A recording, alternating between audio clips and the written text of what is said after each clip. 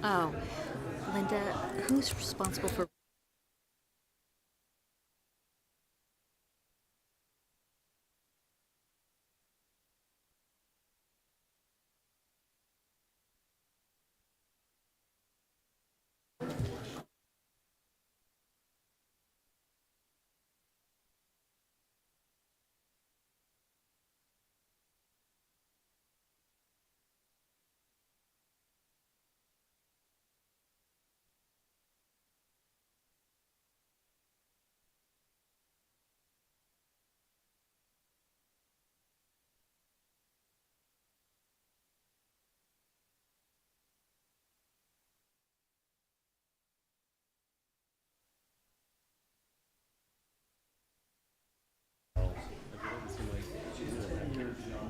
All right, here we go.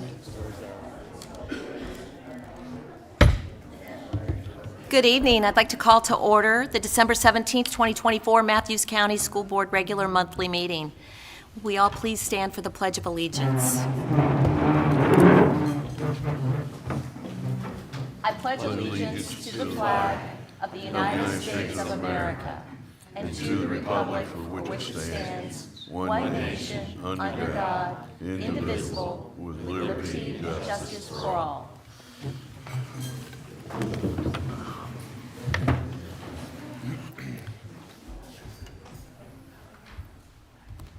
Before we get started, I'd just like to remind everybody, in case you didn't have a chance to look at the agenda, that the WISE proposal for the toddler care program will not be an action item on tonight's agenda. However, we welcome any and all comments at the podium on the topic.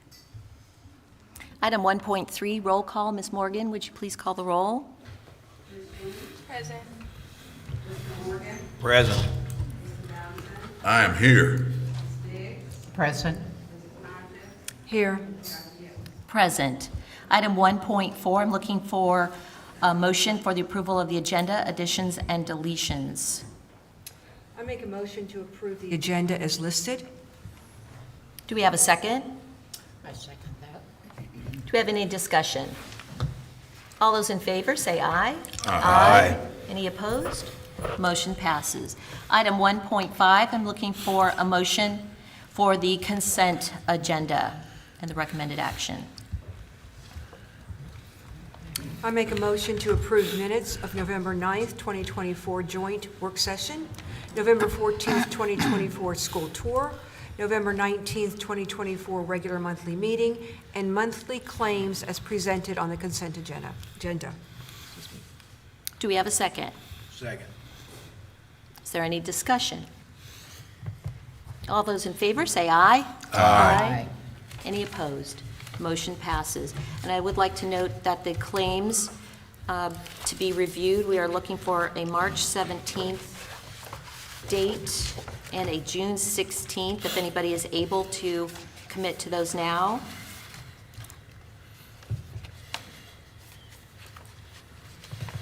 If not, we will hold it until next month.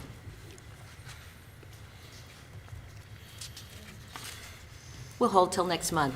Item 1.6, we are going to, as usual, review the Matthews County School Board governance norms and protocols, and we review 2 of these items each month. Ms. Diggs, would you review the 2 that we have on the agenda tonight? Certainly.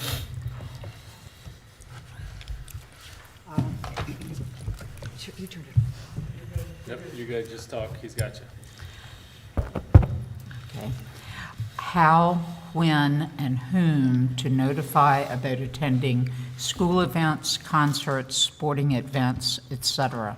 The board members are encouraged to attend school events.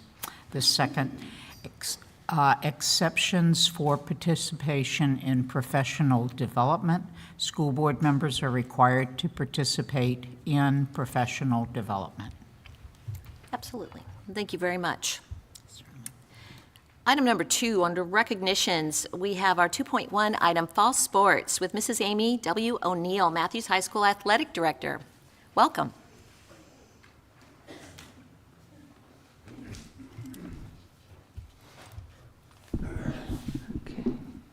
It is on, okay.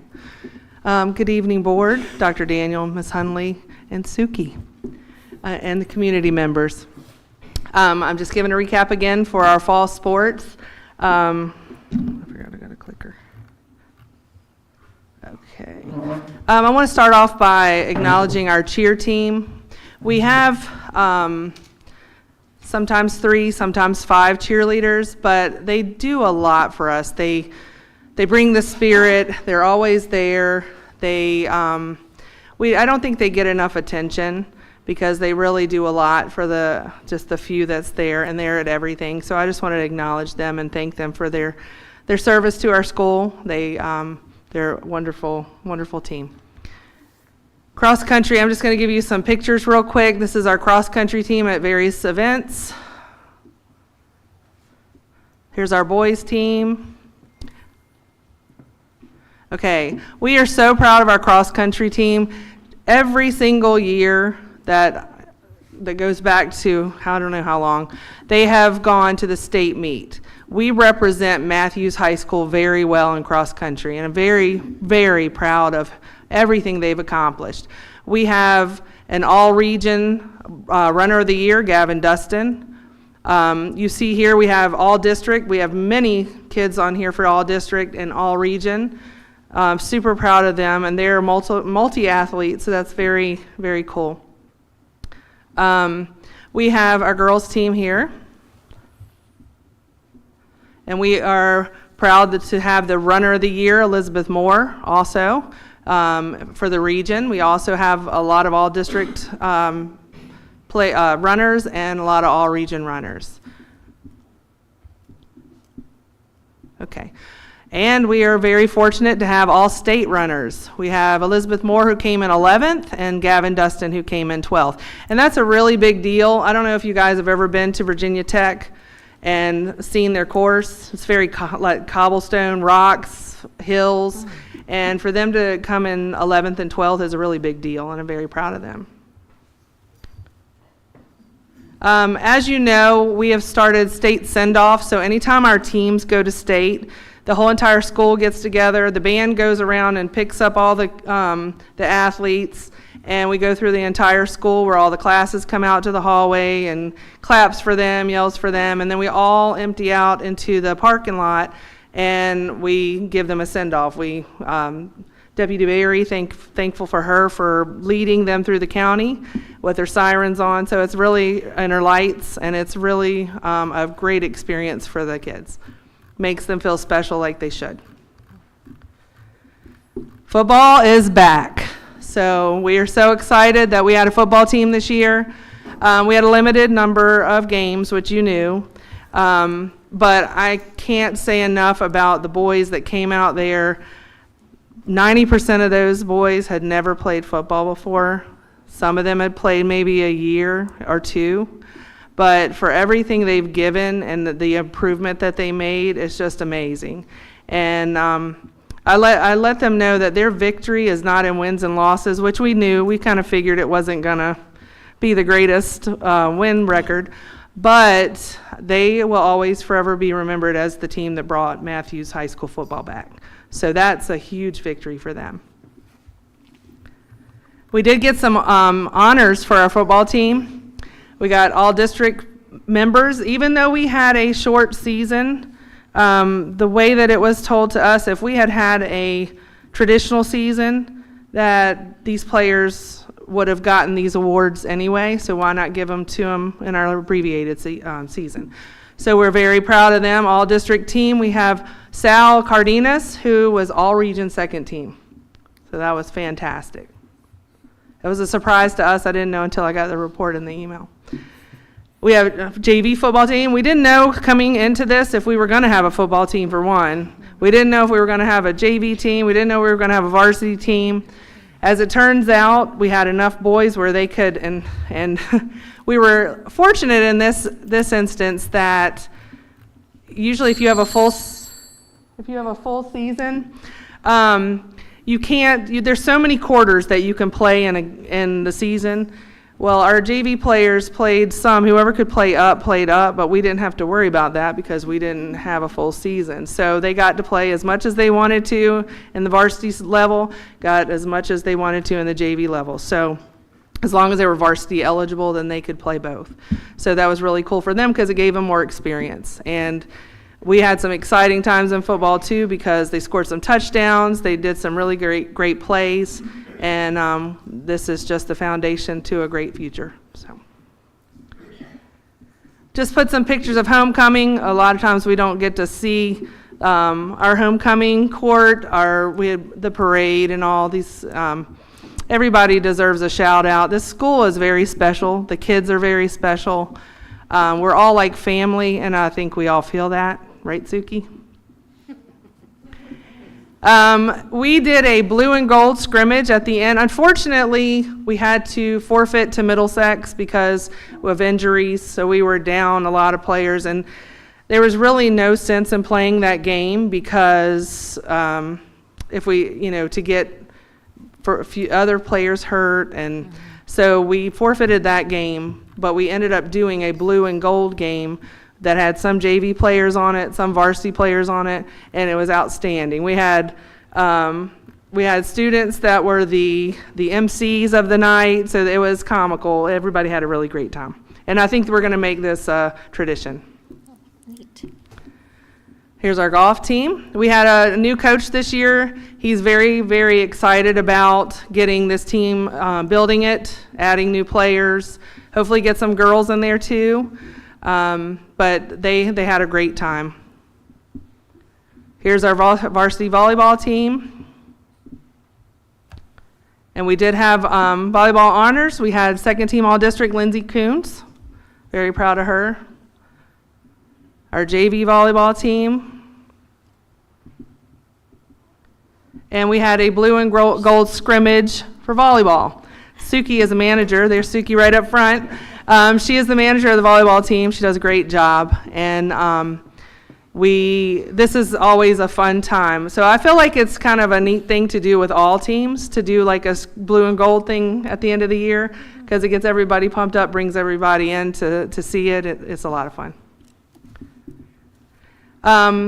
We do have teams that give back. Volleyball always does a dig pink game. All the money that's raised, they do big bake sales and whatnot, and donations. They sell some shirts, but all this goes to the Giving Garden in Gloucester for cancer. So we are super proud of this. Coach Moen does a wonderful job with it. The girls really buy into it and really do a great job. We started this thing last year, Athlete of the Week. What we do is I poll the coaches of the season to give me nominations on who they think is their Athlete of the Week, and then they vote on it. So it's coach-led. So we have some great athletes that got that honor this year, or this season, I guess. We had senior nights, and like I told you before, we have and I think I've got it on the next slide. This is where they come out on the field, just a traditional senior night, but they also honor someone special to them in the school system that's made an impact in their life.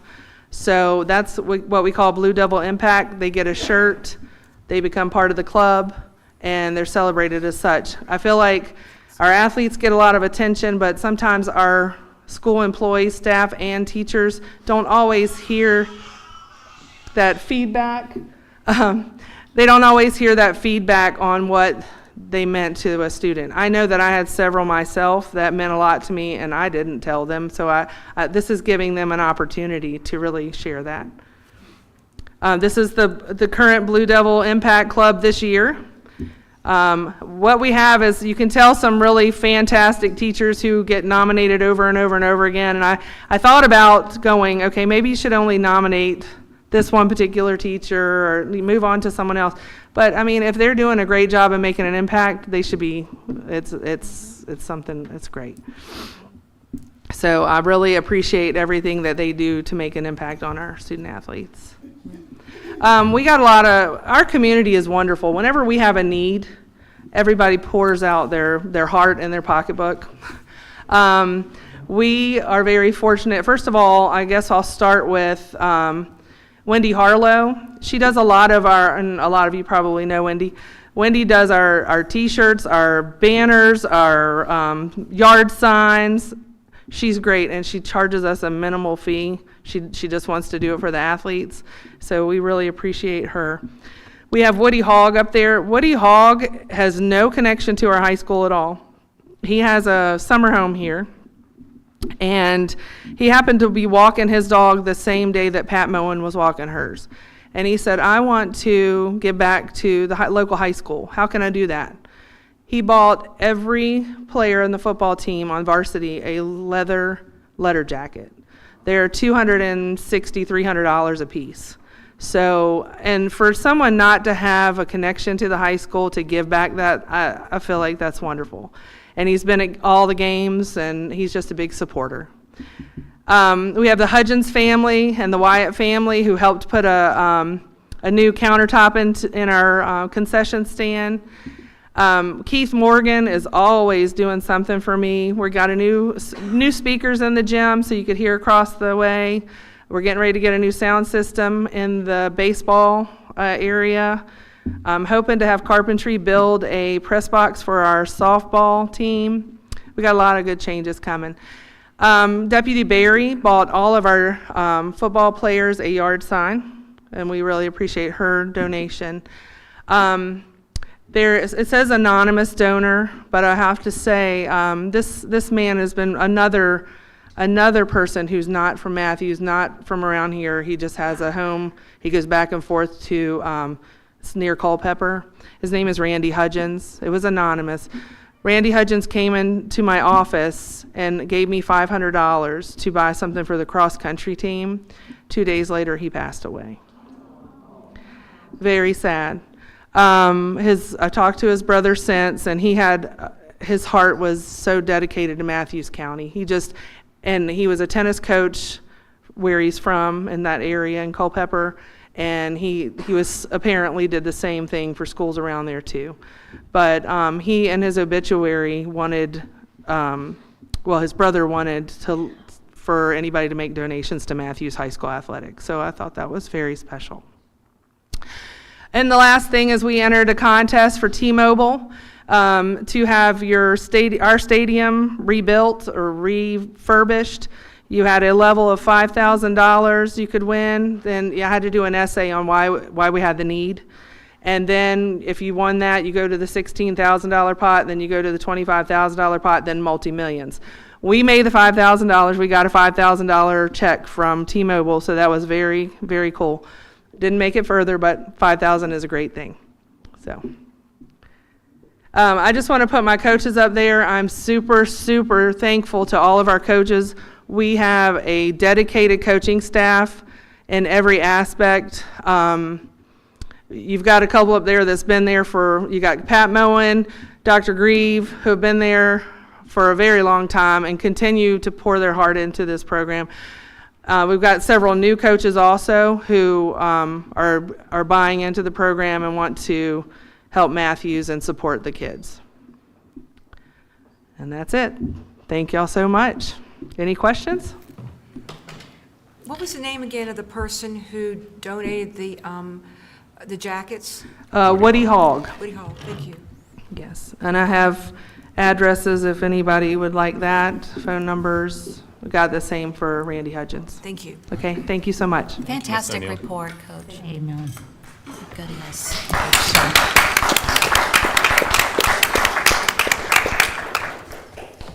All right, well, moving on to item 3 with Ms. Zhang, our student representative, and her monthly report.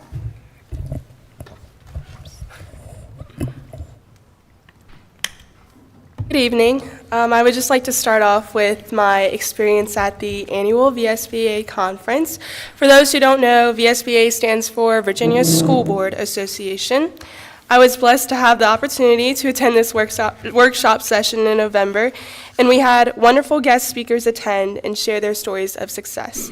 One of them was a former assistant superintendent at a county and then transferred to a different county to become the now current superintendent. Another one was just a current superintendent. So as we can see, most of them are just school district leaders that came in and shared their experiences. Another one was, we had a group of students attending from, I don't know if you've heard of the school, but George C. Marshall High School up near Fairfax. They talked about their program advocating for leadership and change, and they also have an organization formed called Center for Voters Initiative and Action. So cvia.ch is their website.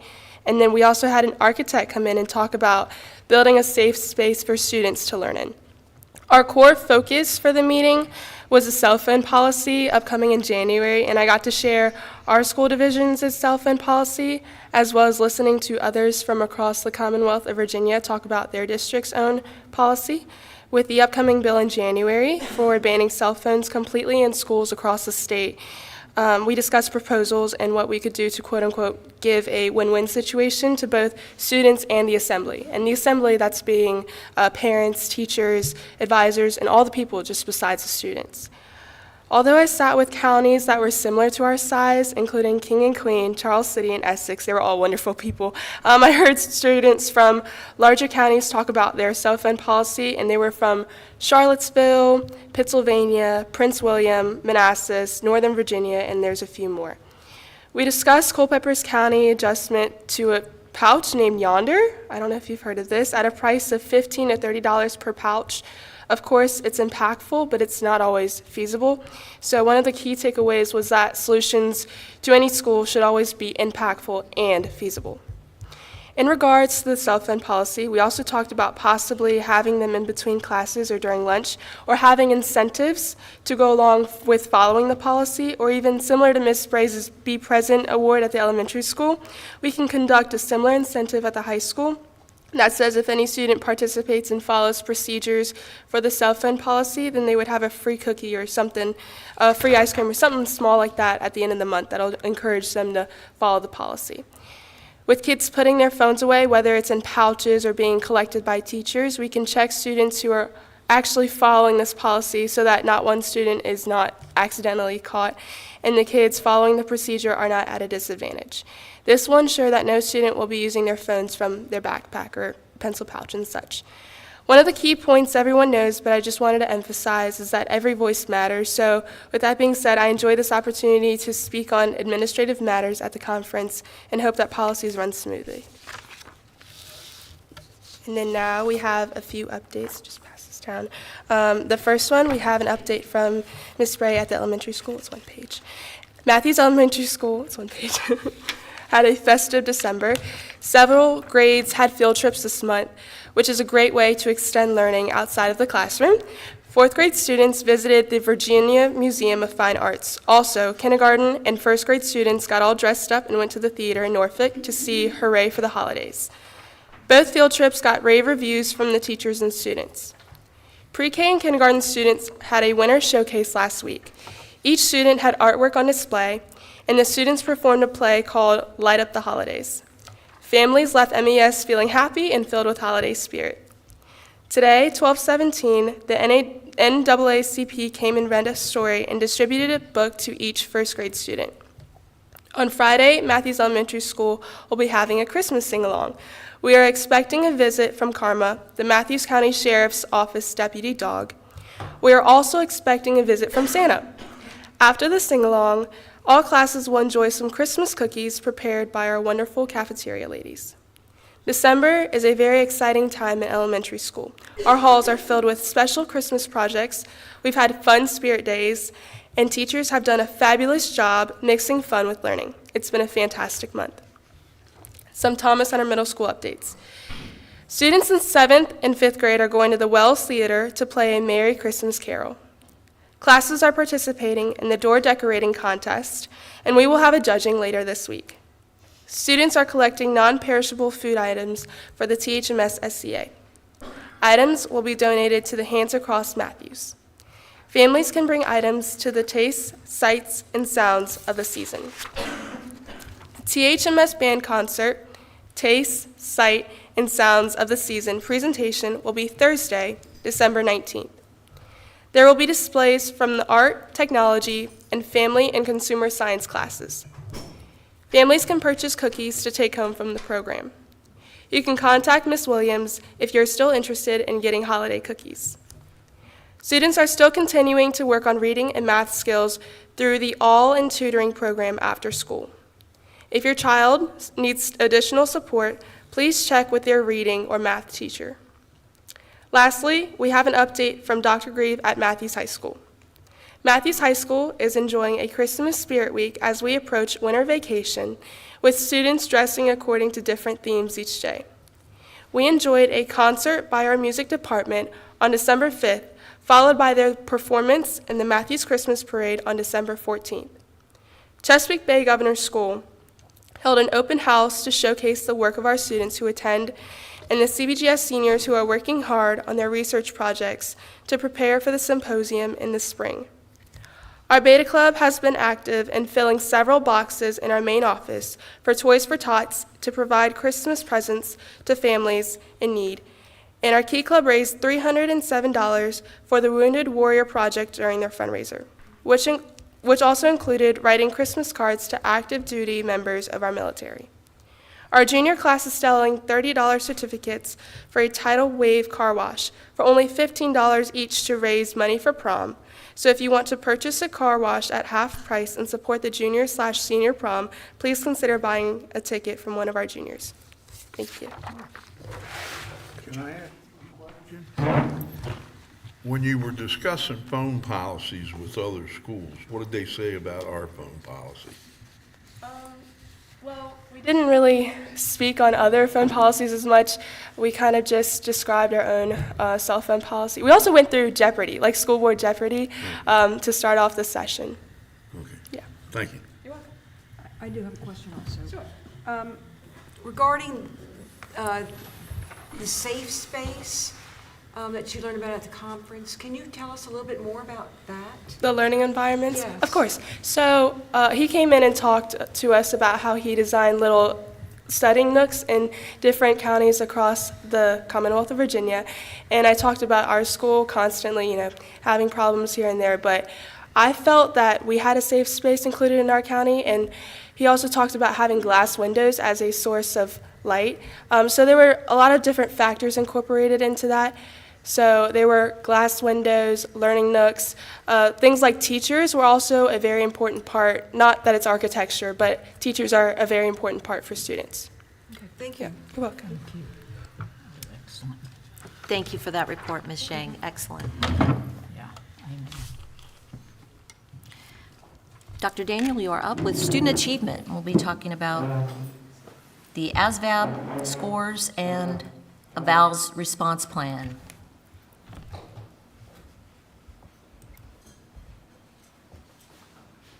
Your documents are all under the 4.1.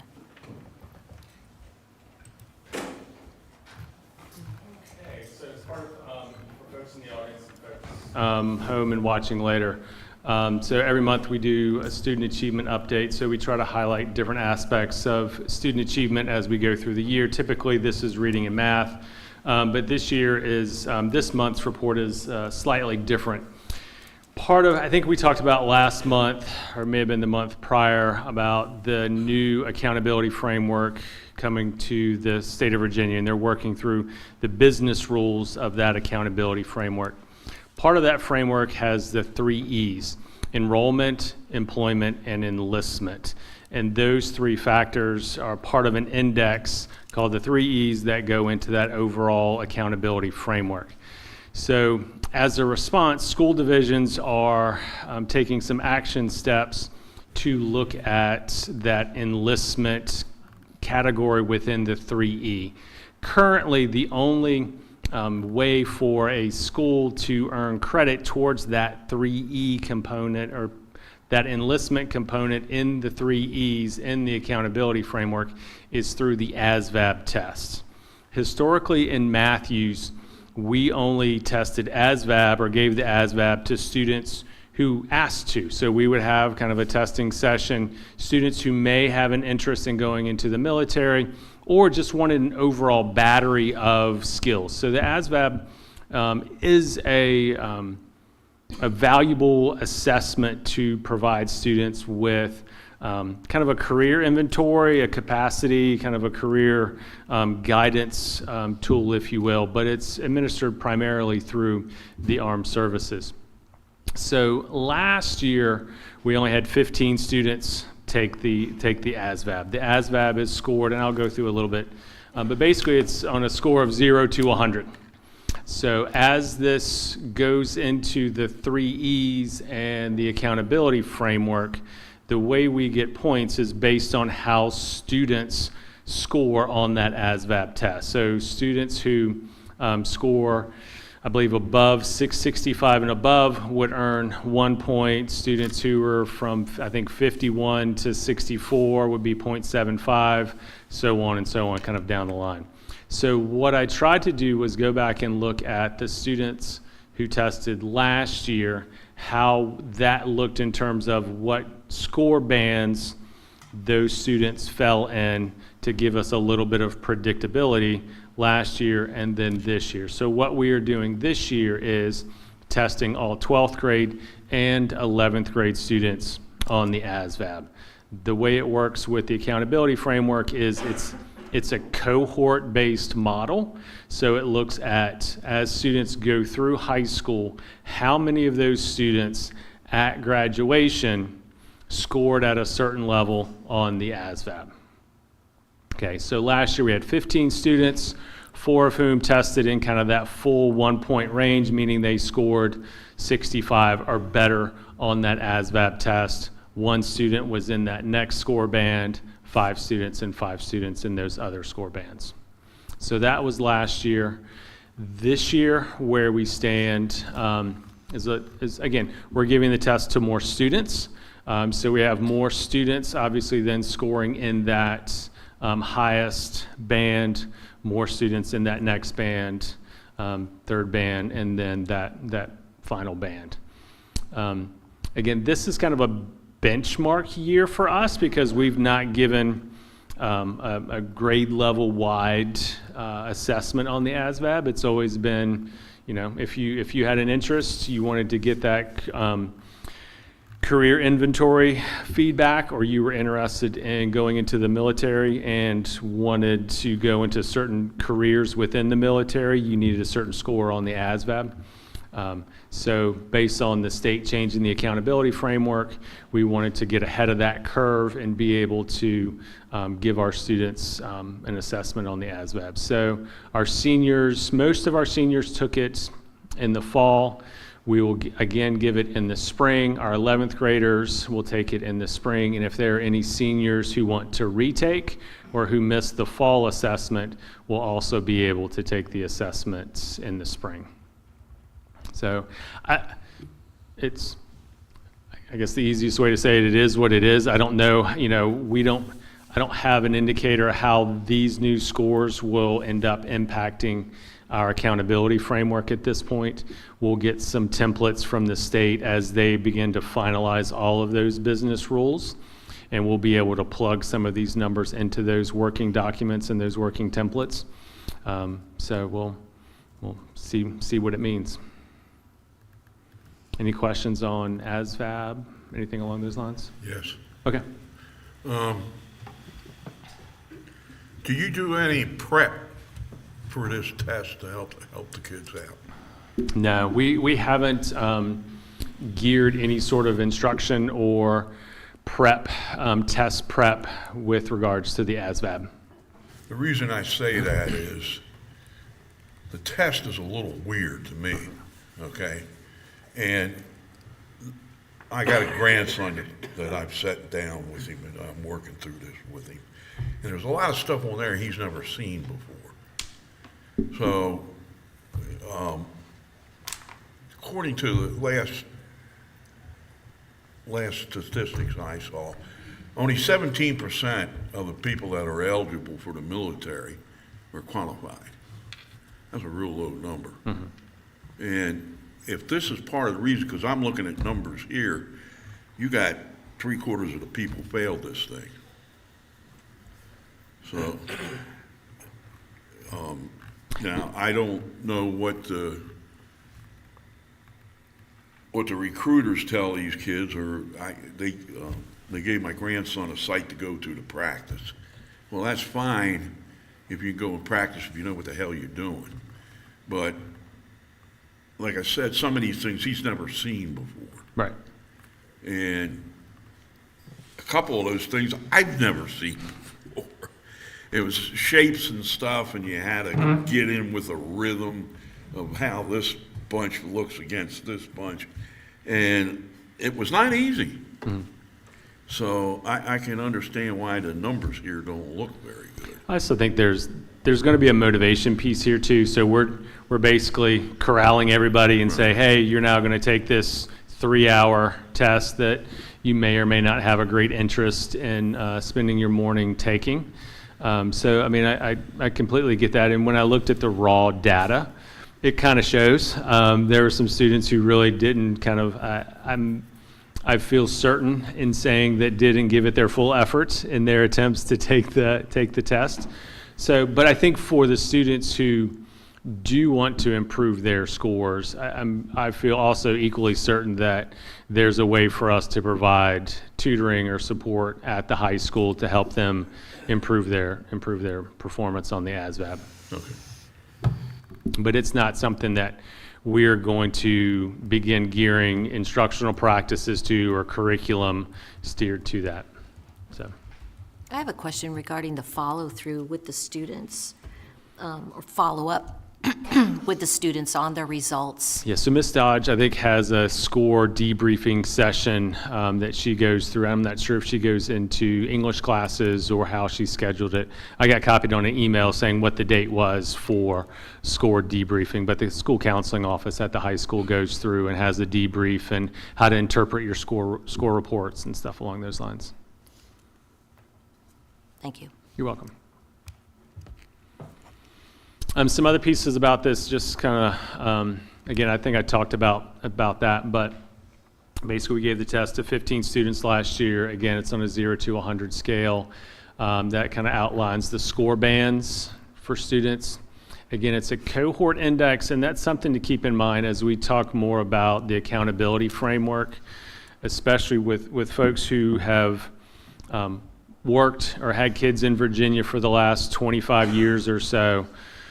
We've always talked about school accreditation based on that year's test performance.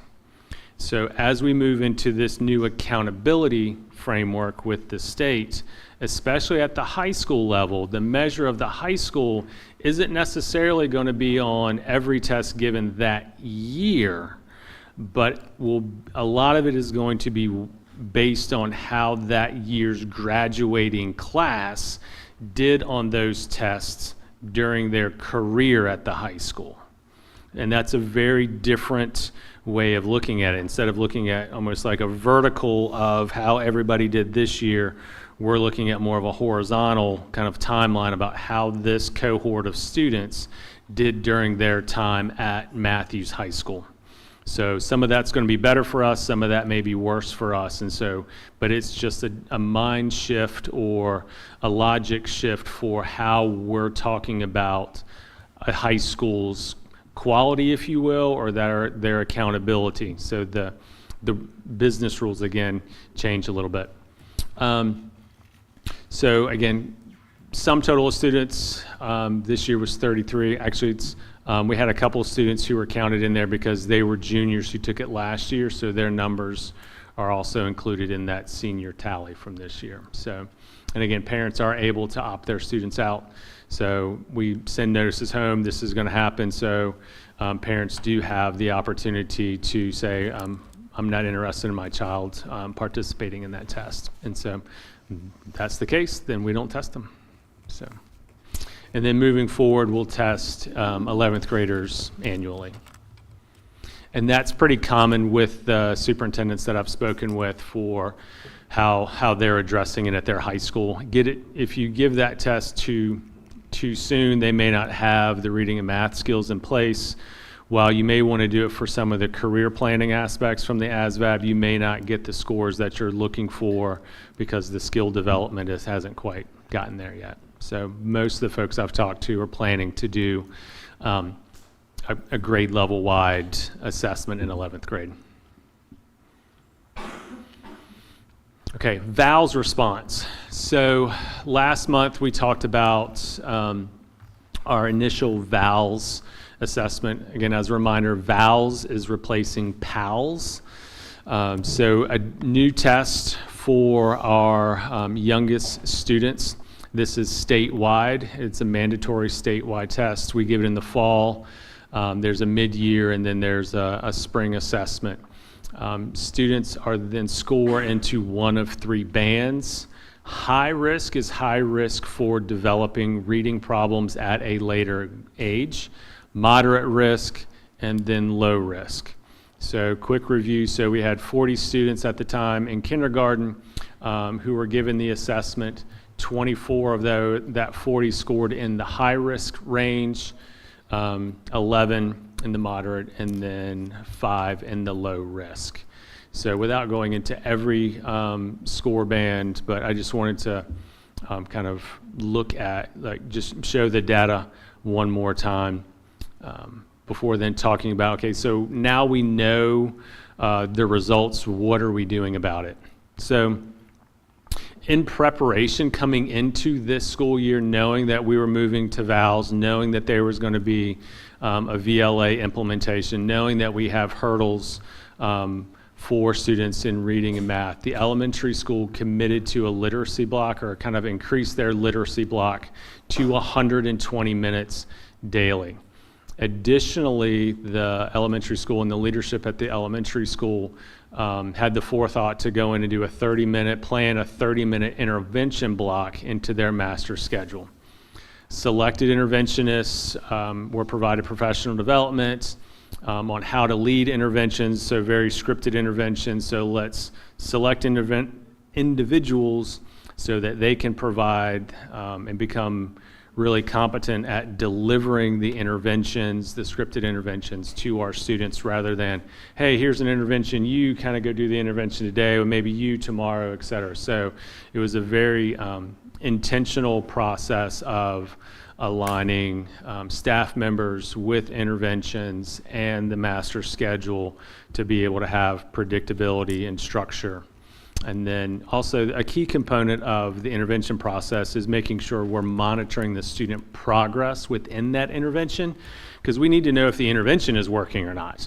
So that's a big piece this year of progress monitoring, because if the intervention isn't working, then we need to pick a different intervention and apply that and give that to the students for them to have the opportunity to make progress. Okay. So what's happening with our students in the high risk range?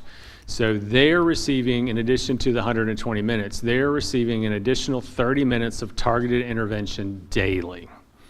That's based on the reading plan that is developed by our reading specialists that specifically lays out the interventions and strategies for that student. So those are individually driven for every single student who scored in the high risk range K through 3. So that's a lot of very specific scripted reading plans that go into how are we addressing the needs of individual kids in our elementary school. So to give you an idea of what's happening in terms of the elementary school response. So in kindergarten, reading plans were developed for 24 students. The intervention for those students is Sound Sensible.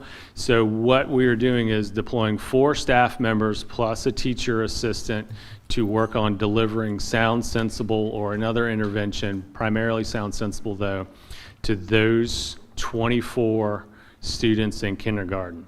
At first grade, we're talking about 16 students. They're Inspire Level 1, different intervention, but so they're receiving Inspire at Level 1. So we have 2 interventionists and a special education teacher who are deployed to provide those interventions for those 16 kids. And in some cases, interventionists based on their schedule. Their schedules are mapped out during the day, so we can deploy them at different grade levels during the day. So I don't have 8 interventionists per se. So, but at each grade level, So for example, at second grade, we have 17 students. They're receiving intervention in SPIRE level 1 and level 2. So as students get older, the intensity of SPIRE may increase. So SPIRE 1 is at one level of intensity, SPIRE 2, SPIRE 3, et cetera. So at second grade, we have 17 students, SPIRE level 1, SPIRE level 2. We have 3 interventionists, 1 special education teacher, and 1 teacher assistant, again, deployed to work on addressing reading needs. Third grade, 14 students. Again, we're looking at SPIRE level 1, 2, and 3. 3 interventionists, a SPED teacher, and a TA. The elementary school is also providing push-in support in grades 2nd and 3rd grade from interventionists, from TAs, and also our division ESL teacher, which is English as a second language. So we're providing push-in support into some of our upper grade classrooms. These interventions are pull-out services where that's happening 30 minutes daily to address student needs.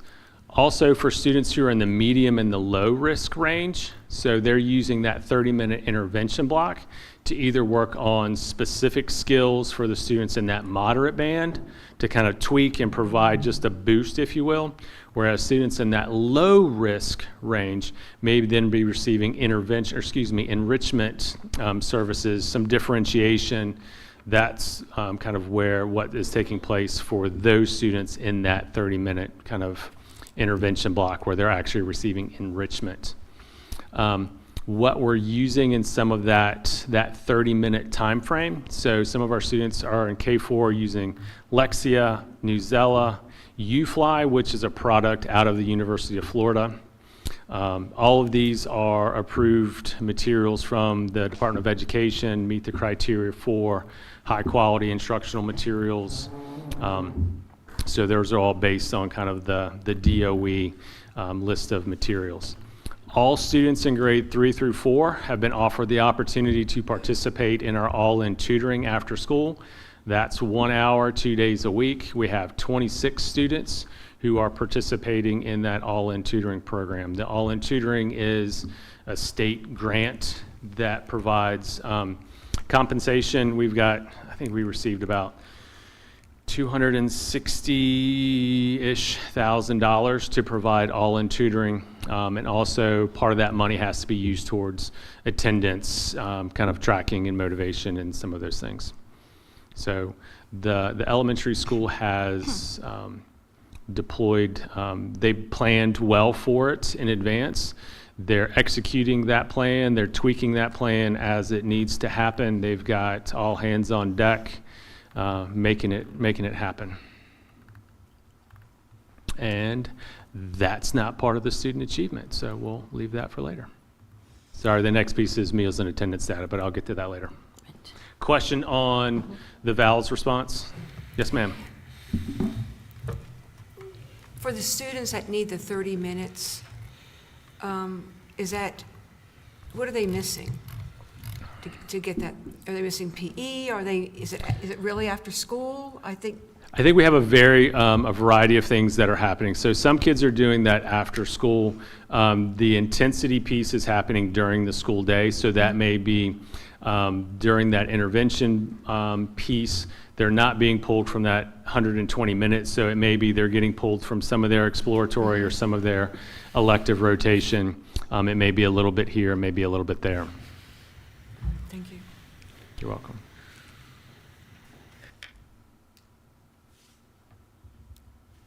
Questions from the board? No? I've got a couple. Okay. First of all, we've talked about VALS versus PALS and the difference in that assessment tool, or that's the screener tool. Can you clarify or classify the rigor of the VALS screener itself? I would classify, I'll be honest, I don't have firsthand, so I'm relying on kind of the feedback that I've received from the elementary school leadership and also some of the teachers who are charged with administering the VALS.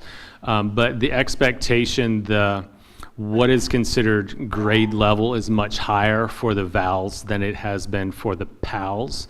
So the expectation, the rigor level is greatly increased. So for me to put a number, I would probably say it's ballpark at least a grade level ahead. I'm going to look at Miss Bray and. Yeah, it has more components as well. Okay, Miss Bray is saying it has more components as well for those folks listening at home. It's also administered individually, student by student. Individually administered, student by student. And the 30 minutes she asked about, they're not missing anything. That's built into the schedule. It's And the 30 minutes, they're not missing anything. It's built into the schedule. So I was wrong. everyone else is either doing enrichment or skills-based reading. Okay, so that all of that's occurring during the built-in intervention block. Okay. Thank you.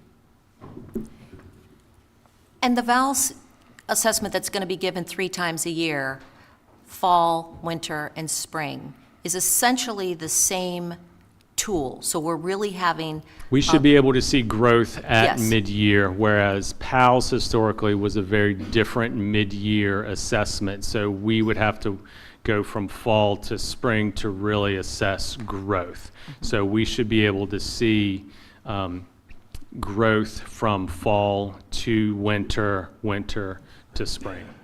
Because the questions in the skill pieces line up much better with VALS than it did with PALS. So would it be safe to say that the screening tool, when administered in the fall as a baseline, is really an end-of-year measure that they are being evaluated upon? Yeah, end of year measure, or I mean, in some ways you can drill down and say, you know, kind of what happened over the summer as well. But I think it's really an indicator of where students are coming into that grade level.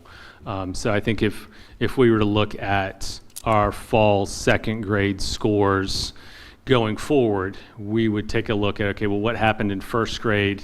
Was there a drop off from spring of first grade to fall of second grade? What happened? Is there some piece that we need to look at in terms of summer supports, or did we really kind of nail it in first grade to make sure those skills were solidified prior to coming into second grade? Okay. So. Regarding the low-risk category, since there isn't a no-risk category, Correct. there's a built-in expectation that there are some no-risk students who are receiving enrichment types of activities. Okay. And regarding, well, I'll skip that for now.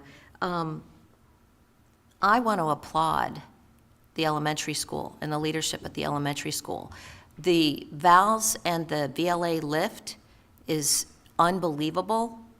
I've looked at that VALS screener. It's unreal. And the one-on-one administration of that tool is incredible. And Dr. Daniel, for you to take us to be a data-driven division, and it all fits because it's Dr. David Daniel Data-Driven Division. There's a lot of D's there. I've thought about that. I'm thrilled. Would I be accurate in saying that, well, at least with your limited knowledge as superintendent in our division, is this the most targeted approach to intervention that you have led?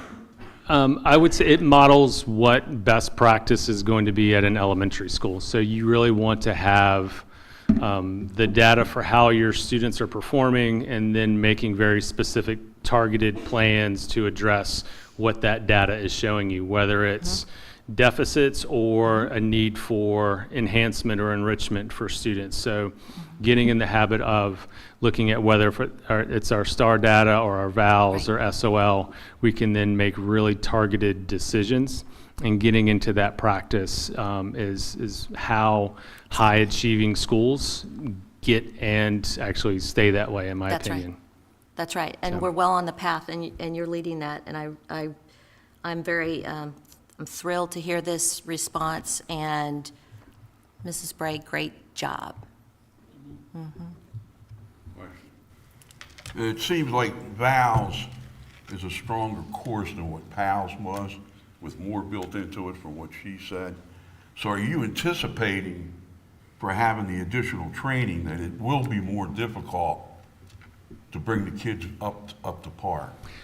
The VALS aligns with the Virginia Literacy Act better than what PALS was set up to do.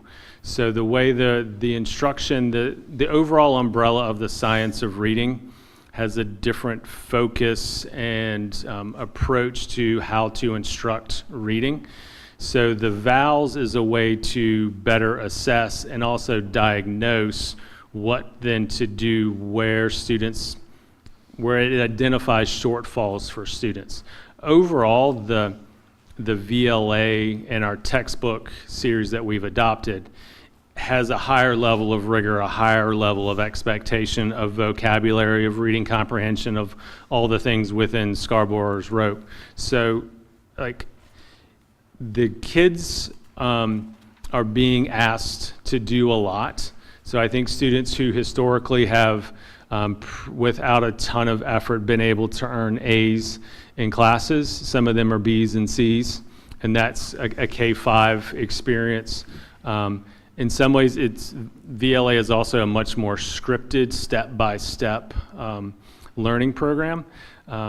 So that also lends itself better to a diagnosis, and also here's the prescribed intervention to then meet the various aspects of that VLA.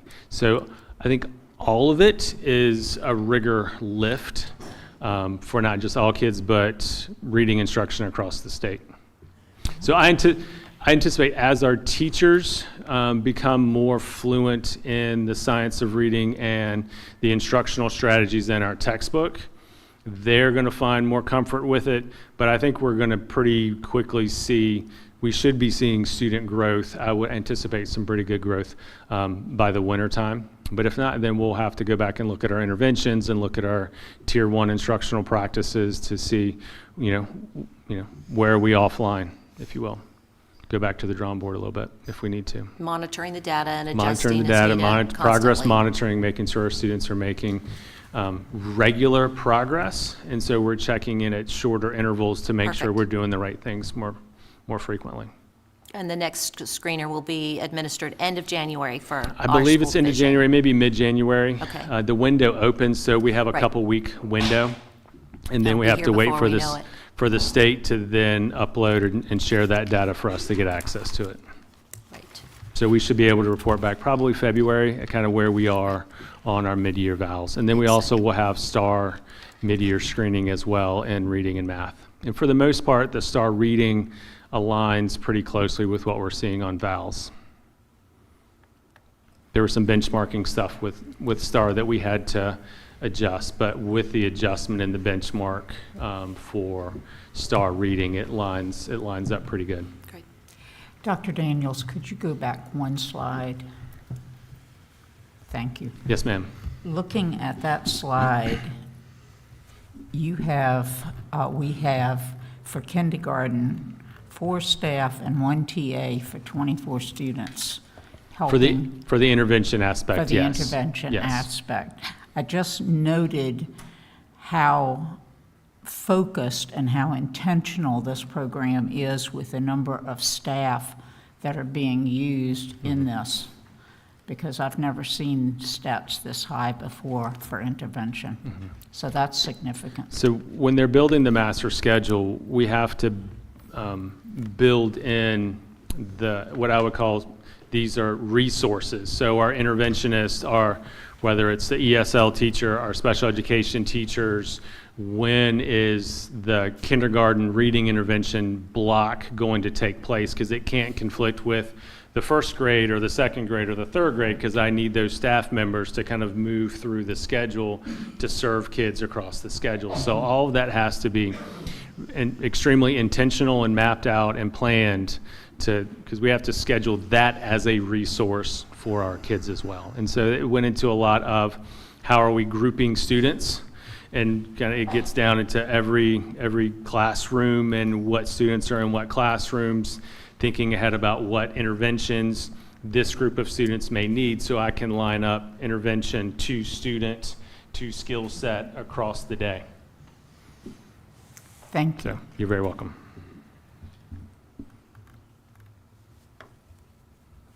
Any other questions or comments from the board? That was very informative. Thank you, Dr. Daniel. Right. Item 5, we will be having citizens' questions, comments, or requests.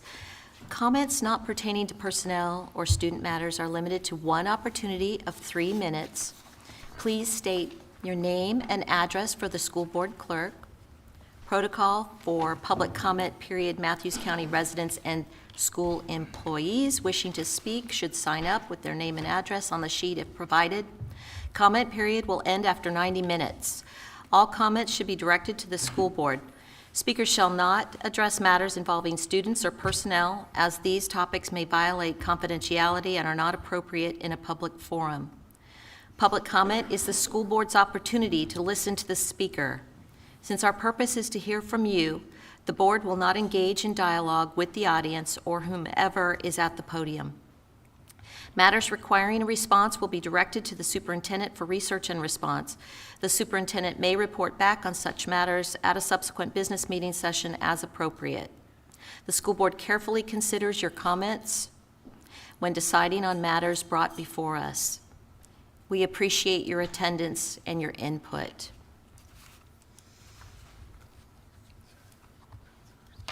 Okay, all right. Mrs. Michelle Williams. I think she may have had to leave. Mr. Byron Roush.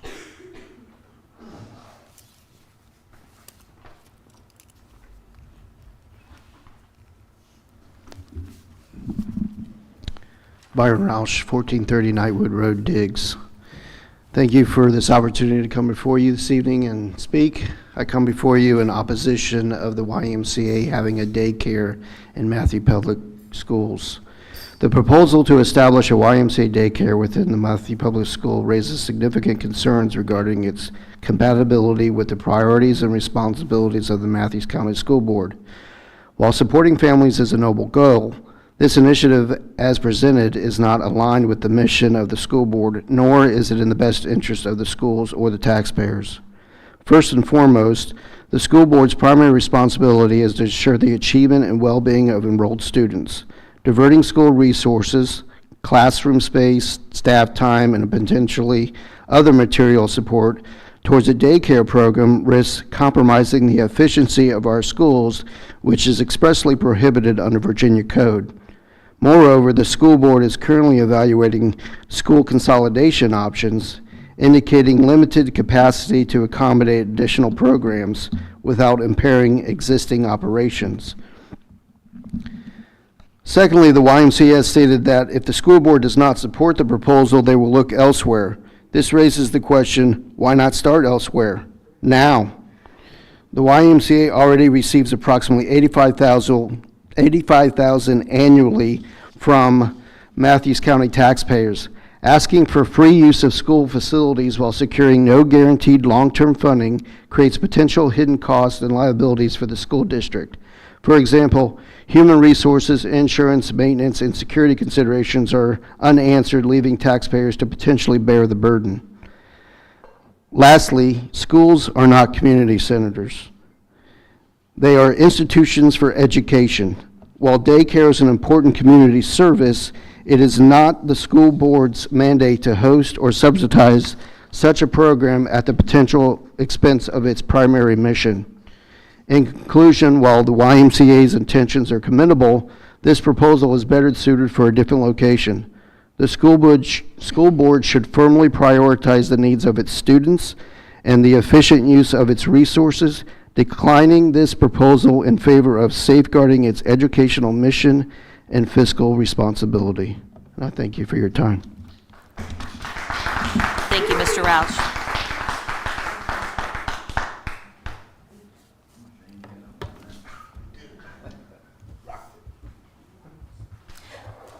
Ms. Sue Henshaw?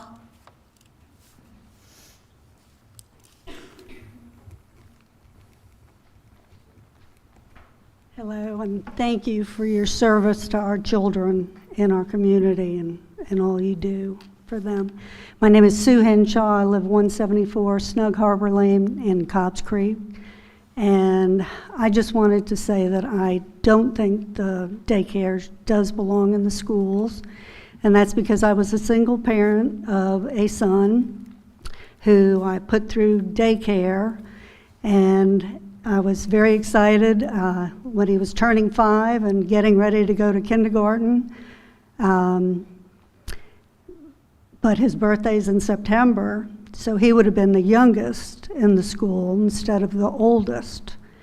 And the teachers took me aside with some other parents and said, children need to be a little more mature before they go in the setting of the schools.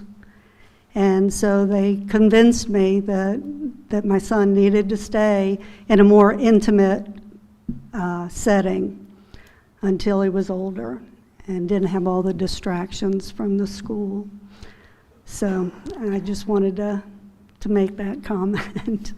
I think they do need to grow up a little bit more before they're in this massive setting. Thank you. Thank you, Ms. Henshaw.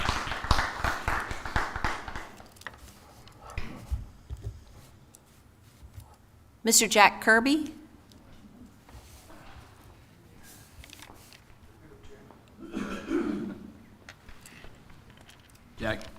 Jack Kirby, 100 River Bend, Cobbs Creek, Virginia. And I also thank you for y'all's work. It's not an easy job you have and some of the decisions you have to make. But as well as you know, the Matthews County School Board is currently struggling with deciding on which buildings needs repair or maybe even closing one of the school buildings. And with the continuing decline in student enrollment, this will be a constant challenge in the future, and we should not be obligating space to a private entity, which will be more distracting to the school board. And by agreeing to house 2 to 4 year old in Matthews County Public Schools, what liability is the taxpayers legally held for as far as being responsible for the safety and welfare of these children? What liability are you placing the taxpayers in? And if the Y has $200,000 to invest in the upstart of this program in the school system, could they consider adding on to their current building they have? Plus, they're getting $85,000 from the taxpayer, so that's $285,000 right there. And that's one of the things they could consider. And one of the examples of what not to do is with the current business that's currently going on with Matthews County. The Board of Supervisors, some time back, entered into a contract with a local business, and it's my understanding that so far it's costed the Matthews County taxpayers about $300,000 in legal fees and other fees. So I would think the fiduciary's responsibility for the school board and the Board of Supervisors is to the taxpayers and not to a private entity. And you will be also obligating future school boards, if you do this, if you accept this Y thing, to make some difficult decisions, because should in the future the Y have insufficient funding and they request financial assistance from the school board, who's going to be the bad guy and say no? So, and one other thing, if another entity, whether it's a civic organization or whatever, approaches you and wants the same deal to start a daycare center, can you say no? Is that a discrimination issue? So I don't think the school needs to be in daycare. We don't need to be in it. I'm against it. Thank you. Thank you, Mr. Kirby.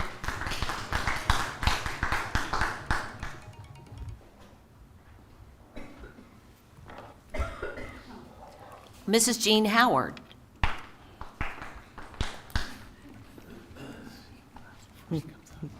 Hi, Jean Howard, 5620 East River Road, Mob Jack. I've been very active in the county since 1997 when we moved here, and I'm also on the Social Services Board, so I'm very much aware that an affordable daycare is very much needed in our county. And at first, when I heard about them wanting to be in the schools, I thought it was a good idea. I thought, yeah, we need it so bad. But after some investigation, I've changed my mind. I know our schools are very busy adjusting to the changing needs, the teacher shortage, and much, much more that I won't even go into. Even when I have simply volunteered in the schools, I realize I'm a distraction from the utmost important mission of educating the county's children. I think it would be a major distraction and a liability, too, to have a daycare in the schools. They have said they would go ahead creating an affordable daycare in the county, even if it's not allowed in the schools, and I do think another location would be the best for everyone ultimately. Thank you for your time. Thank you, Mrs. Howard.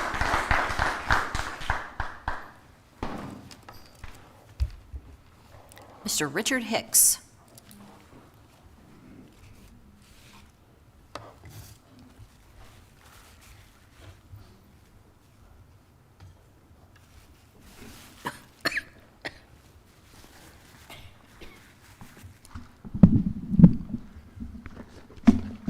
Richard Hicks, North Virginia. Just great. Instead of talking about your mission, which is to provide an appropriate education for grades 1 through 12 and staying on task like all students should, tonight we get to talk about the why again. Wasting public resources, time, and money. How inconsiderate of these bleeding heart liberals that want to fix other people's problems with our tax dollars. They never seem to want to do it with their own money. Amazing, isn't it? The Y has said they will proceed with their plans either in our schools or at some other location. Now, today, is the time to tell the Y to do just that, to move on to some other location and stop trying to abuse county resources and tax dollars. So some questions about this can of worms the Y wants you to get involved with. If you let the Y use school facilities, what other organizations or businesses will be allowed to start a daycare using a few school classrooms? How about Mob Jack Christian Academy using some classroom space? Their goal is to educate, so what a deal that would be. Questions. Who's in charge, and what happens if a person with a restraining order of some sort shows up? And who's in charge if there's an active shooter situation or a daycare parent's car hits a school student? Lots of bad scenarios. And who has to deal with simple day-to-day complaints? Toilet clogs, burned out light bulbs, it's too hot, it's too cold. I could make a long list. Ultimately, the school superintendent and you, the board, will have to come up with some policies to cover every possibility at great expense of time, resources, and tax money. Let's face it, someone has to ultimately be in charge, the boss. So no matter how you frame this, ultimately, you and the school superintendent will be running a daycare for 2-year-olds on school grounds, when what you should be doing is providing the above-mentioned appropriate education. Don't you folks have enough on your plate? After a year, you still haven't figured out how to quit maintaining classroom space for 500-plus school students at taxpayer expense. And what are you going to do when the Y says, we would really like to run our babysitting daycare operation year-round? Can't you accommodate that? Pretty please, with big bleeding heart liberal tears. It's for the children, you know.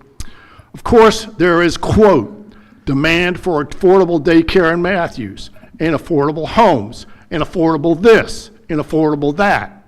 And personally, I like affordable cars, food, and especially real estate taxes and income taxes. Mr. Hicks, your time is up.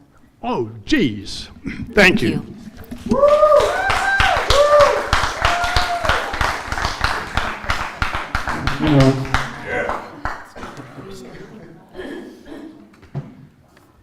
Ms. Kay Dyer.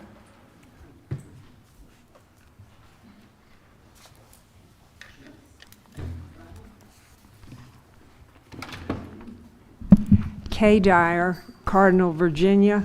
A lot of what I'm going to say has already been said, but I will just proceed. The number one job of the Matthews County school system is the education of its children from kindergarten through 12th grade. At this point in time, this is an almost overwhelming task. Now the Y has asked to operate a daycare program in school facilities using classroom space and using it free of charge. Parents of attendees will be charged using a sliding scale system with children enrolled on a first-come, first-served basis. For this project, the Y has received $200,000 from one source, $30,000 from the Matthews Women's Circle of Giving, and expects to receive $100,000 in grants. It is presently being given $85,000 a year by the county for operation of its various programs. Should the schools be asked, they can ill afford to participate in funding now or in the foreseeable future, which is a concern. There is no space in the schools to house the Wise daycare, considering long neglected problems with its buildings, especially Thomas Hunter Middle School, which may have to be raised or at the very least renovated. The matter is huge. It will require a lot of money and will require unimaginable time and effort from the school board. And that alone is reason enough to deny the Y's proposal. In my understanding is the Y has yet to submit a memorandum of understanding to the board, which must be done before a contract can even be considered. Aside from availability of space, issues of liability, school oversight, legal fees, demands on school staff time, details of meals for daycare attendees and staff, cost of utility services and utility maintenance have to be worked out. All this will require time from the school staff and school board, time which should be spent on the education of the children, the county schools that are in the county schools target population. The Y should look outside the schools for a home for its daycare operation. Thank you. Thank you, Ms. Dyer.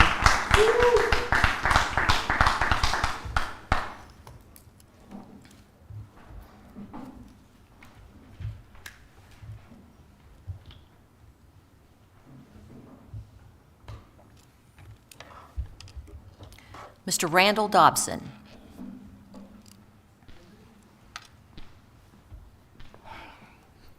Randall Dobson, 1085 Roan Point Drive, Cobbs Creek, Virginia. I'd like to start out by saying I think you should vote this down. It's not a good idea. If I wanted to look like a genius, I should have signed up first. I've heard more good reasons than I even come with, but I'll make it real simple. A, you're not getting enough money from the county to do K through 12 that you want. You're constantly having to cut and do more with less. B, this project sounds like it would be better suited to go with another nonprofit, such as a church or whatever. And D, it's real simple. Most of your residents in this county are retired, don't use the services of the school or a daycare, but yet are going to be the ones to pay for it because, let's face facts, personal property tax and real estate tax pay for everything in this county. Okay? We're not getting any freebies from anybody, and we don't have an Amazon distribution center with free money. So it's all the old farts money, if you will, that you're looking to spend. So like I say, turn it down. Thank you. Thank you, Mr. Dobson.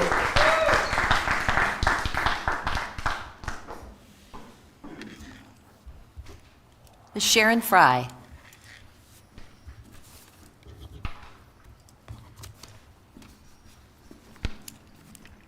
Good evening, Sharon Fry, Port Hayward, Virginia.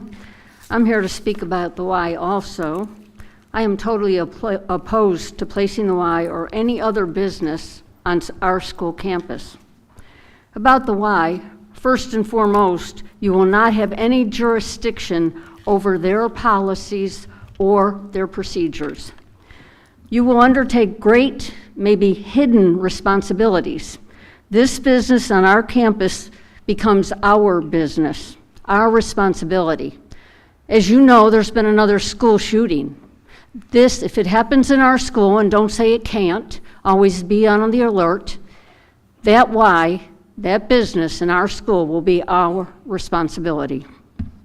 With this added daycare / preschool, it will impact our present school system. In fact, it already has. Take a look around. All this school board talk about daycare, why? We have present concerns that are in need. We have children that can't read. We have SOL scores that are low. We have impending safety issues in the school system. We don't need another business to be responsible for. Yes, I agree that this county is in need of a daycare. We are totally in need of a daycare, and / I hope it is a preschool when the Y does it. The Y has stated that they have the financial ability to proceed without being on our public school campus. I hope they do. We need to take care of our own problems in our own school system. Our students should come first so that we can have them achieve the best education possible. Now, on another note, I did have a question about the VALs. As I looked at the staff per student, it says 5, and I'm looking down at the third, I guess I was looking down at the third grade. It said 5 staff to 14 students. Now, on these interventionalists, are they paid employees or are they volunteer employees? And my question is, if you're a little child and you have 5 different people coming in to talk to you and teaching you, and it's not the same person that's teaching you, where is the trust? Where are you getting that trust? You're getting 5 different people that are coming in, and all of them probably have different ideas of how to teach, why to teach, language up, language down. That person talks loud, that person talks slow. I don't know, I'm just asking. Thank you. Thank you, Ms. Fry.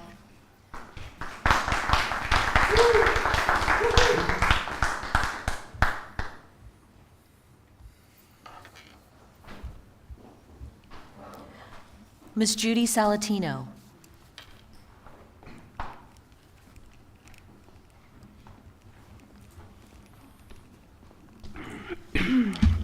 Again, I want my voice to be heard in regard to the issue of the Y sponsoring a preschool in Matthews Public School building before the vote. I've spoken before in support of this, and I still feel strongly that this is important for the education of Matthews children. I have 30-plus years experience in teaching preschool in different communities, and I've seen the benefits. Would this not help the statistics that you had up on the slide earlier in this meeting to have a preschool, to help educate them earlier? As the slide showed last time, 60% of kindergartens are not at grade level. This is a fact, black and white. The children need a preschool to start their educational journey. From reading and hearing different opinions, I feel that many are thinking that preschool and daycare are the same thing. They are not. We need both. Please look at the benefits for the future of the children having a preschool. There's no question, a preschool in our school would be positive. The children would get acclimated to the building for the future, to help the kindergarten teacher for the future. There would be a community of educators around to see how the program works. There is room. The Y is willing to compromise. They have the funding to get this off the ground. Why say no? Work with them, solve the problem. We have a responsibility to educate all the children. Let's start with a preschool. Thank you, Ms. Salatino.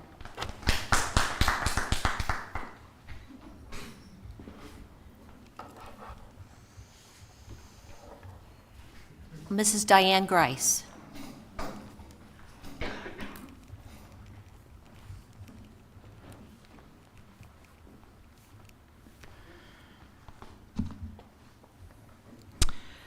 Good evening, Diane Grice, 151 Blue Heron Lane.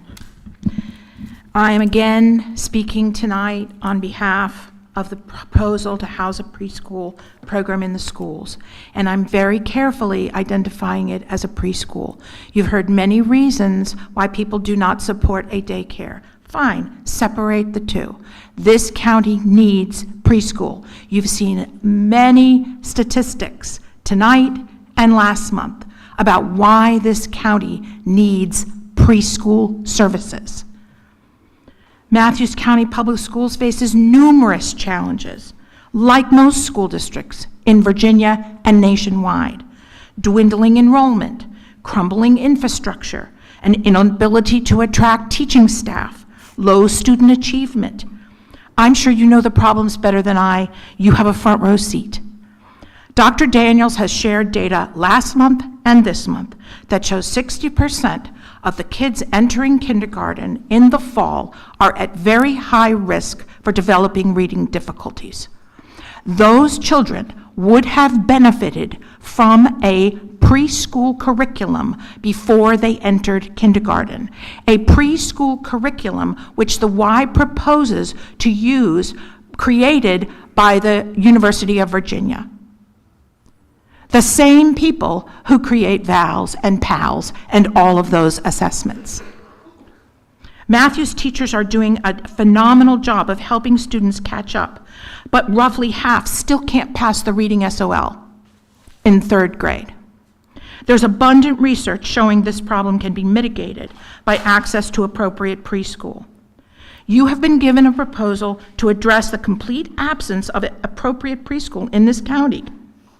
Still, some of you are uncertain about supporting the proposal. I don't even understand how you can say no to trying to find a solution for 3 of your largest problems.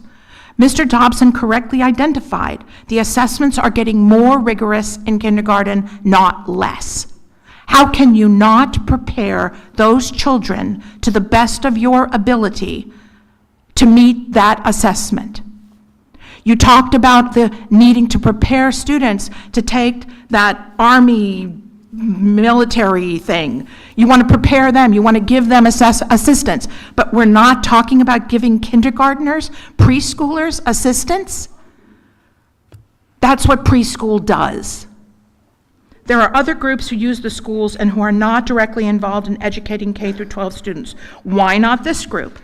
This is voluntary. It doesn't seek to remove students from homeschooling or parental care if the family has the luxury to make those choices. If you intend to vote against this proposal, what's your alternative?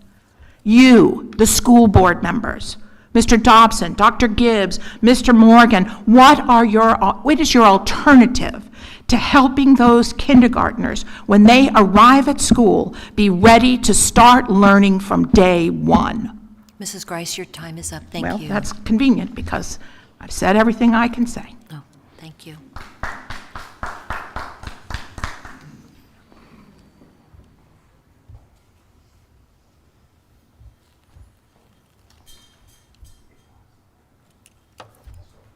Mr. Stan Grice.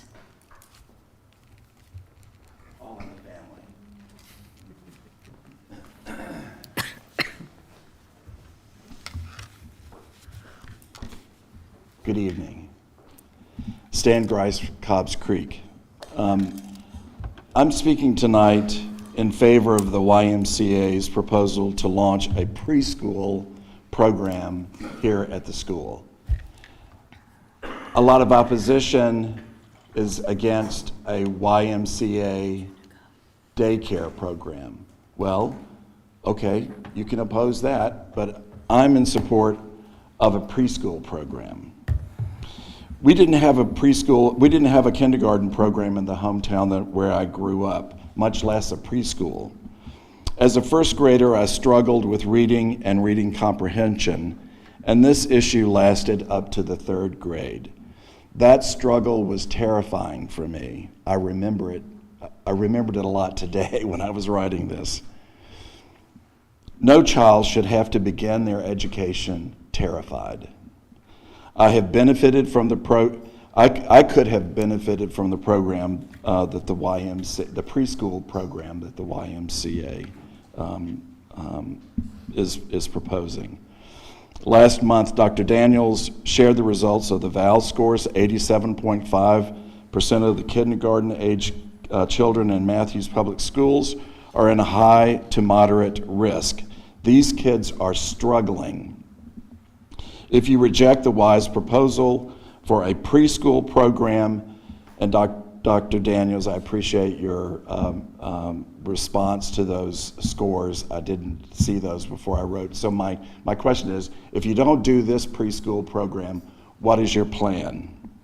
You're elected to fix all the problems, not the easy ones. This is a hard problem, and the community is stepping up to help. Please let them help. The curriculum the Y is going to use for this program is one of the Virginia Department of Education uses across all state-supported programs in over 5,000 schools, classrooms in Virginia. As I understand it, research consistently indicates that high-quality preschool programs have a positive impact on children's reading scores when they enter kindergarten. Children who attend a pre-K program generally demonstrate better early literacy skills like letter identification, sound letter association, vocabulary upon entering kindergarten, which is crucial for reading development. The number of young families in Matthews, the 35 to 49 age group, dropped 30% from 2010 to 2022.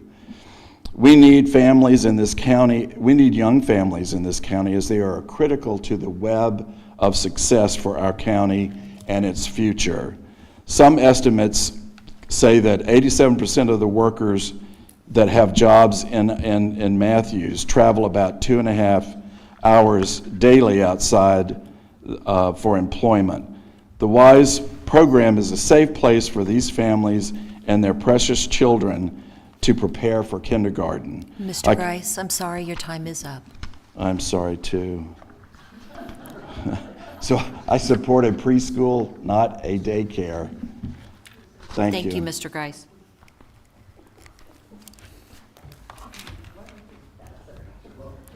Ms. Susan Austin?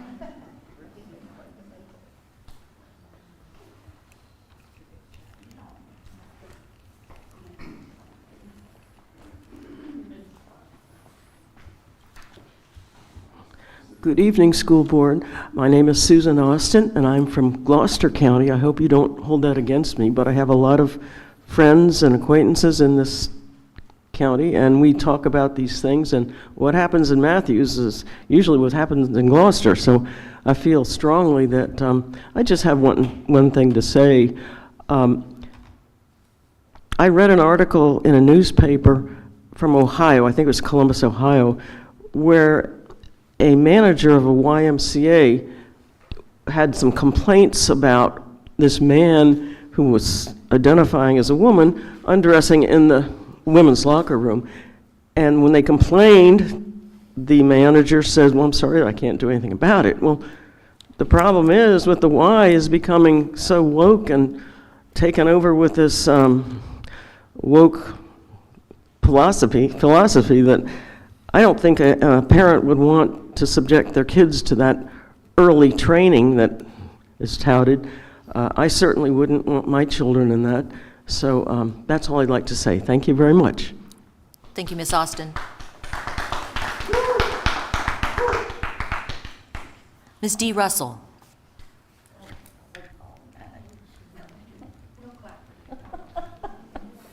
Good evening, D. Russell, 276 Geyser Lane. Oops.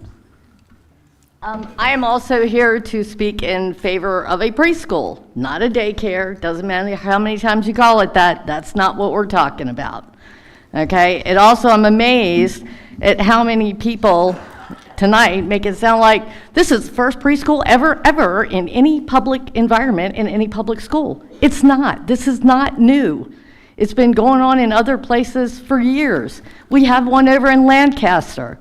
I mean, this is not a new concept. It may be new to us, and of course, we as Matthews folks have a little harder time accepting change than maybe some others.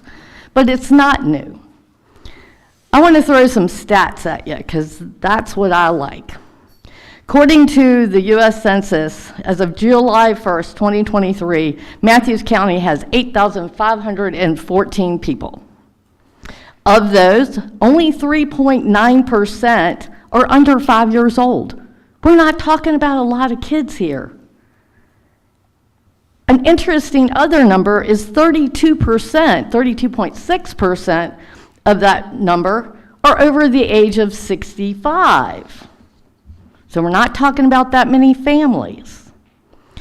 In civilian labor, total percent of population 16 plus in this county total is 49%.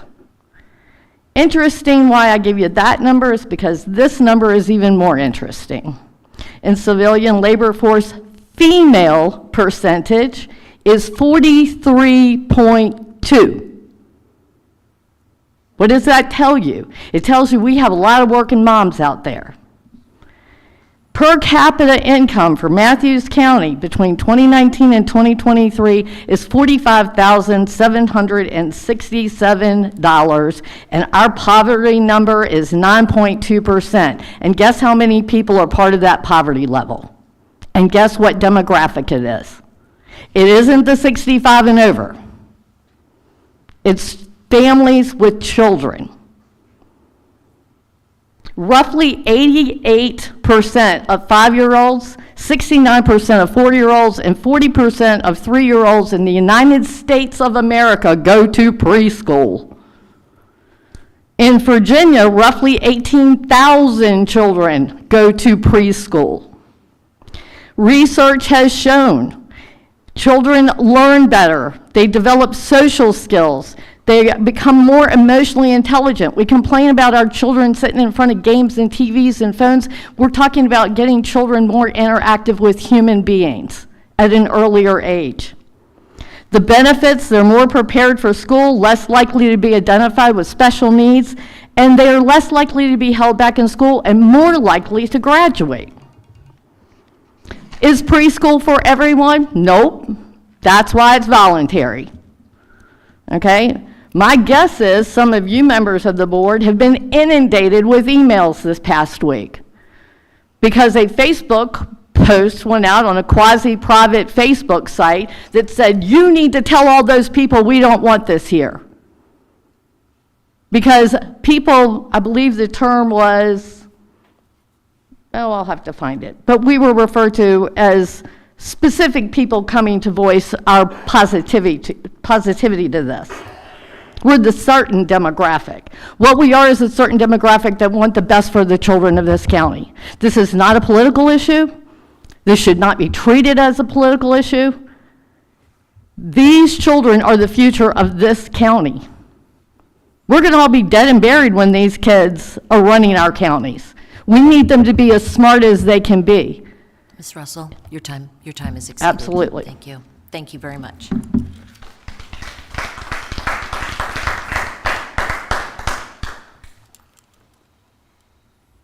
Mr. Mike Walls.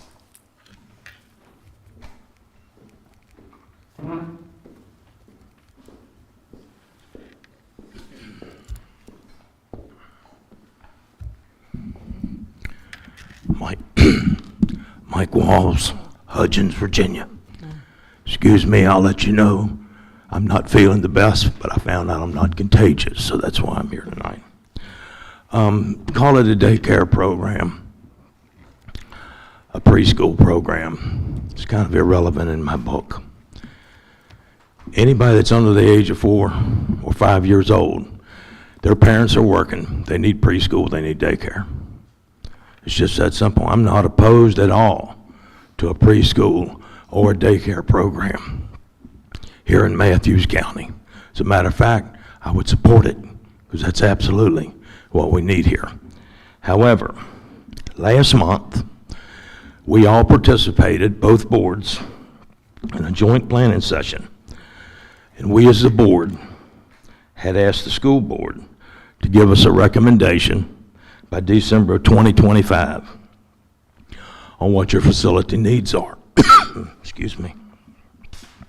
This I am sure of. When this program starts, it's going to expand, and I would certainly expect it to. What I don't want to see it doing is expanding in our school system. Now, somebody said they like statistics. I like statistics too. So I'm going to address the elephant in the room. Worldwide, the YMCA is worth $64 billion. That's B, billion with a B. Here in the United States, it's worth $164 million. They can absolutely afford to purchase or rent one of our vacant buildings in downtown Matthews. We've already been told by the Y that they would seek an alternative location in Matthews County for their preschool daycare program. If the school board does not approve it, let's hold them to that. Let's encourage them to do that. It should not be the school board's responsibility or position to offer facilities for this type in our public school system. Once again, let me reiterate. I'm not opposed to a daycare preschool program. I just don't think it should be housed in our school system. As we go forward, you guys, we as a board, you all as a school board, we have some really hard decisions we got to make. If we have the daycare preschool program here in our school systems, when it goes to 3 or 4 classrooms, it's going to be that much harder to make the decisions we got to make. Thank you for your service. I appreciate your time. Thank you, Mr. Walsh.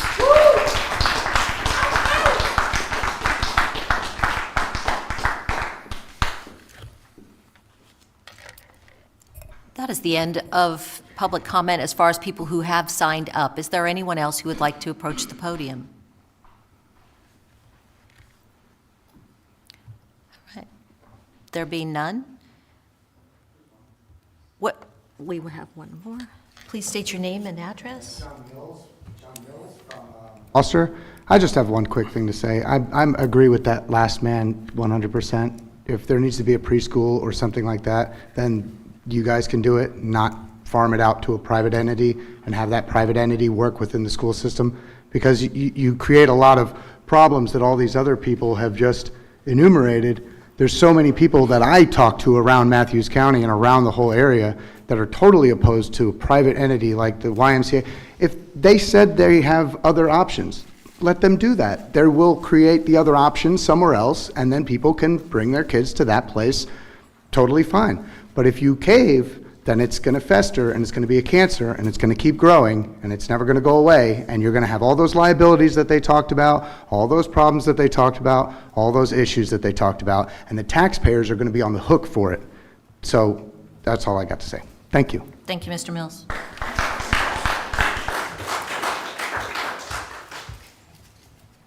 Is there anyone else who'd like to approach the podium? Thank you for all of your discussion points tonight. We are up to 5.2 with school board comments. Does anyone have a comment they'd like to make?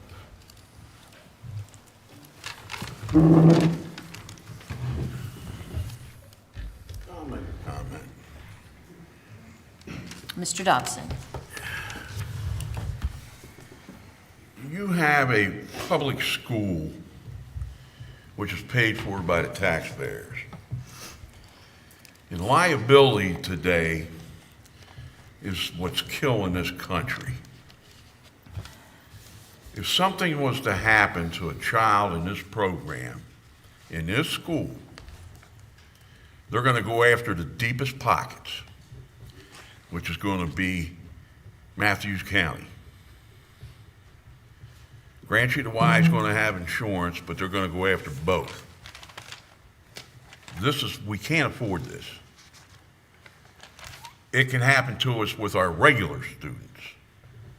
So let's not add more students to the pot. Now, the other way to look at it is you got four-year-olds, which I don't see a problem going to like a Head Start program or something in the school. Don't have a problem with that at all. What I have a problem with is 2- and 3-year-olds in the school. 2-year-old is going to be changing diapers.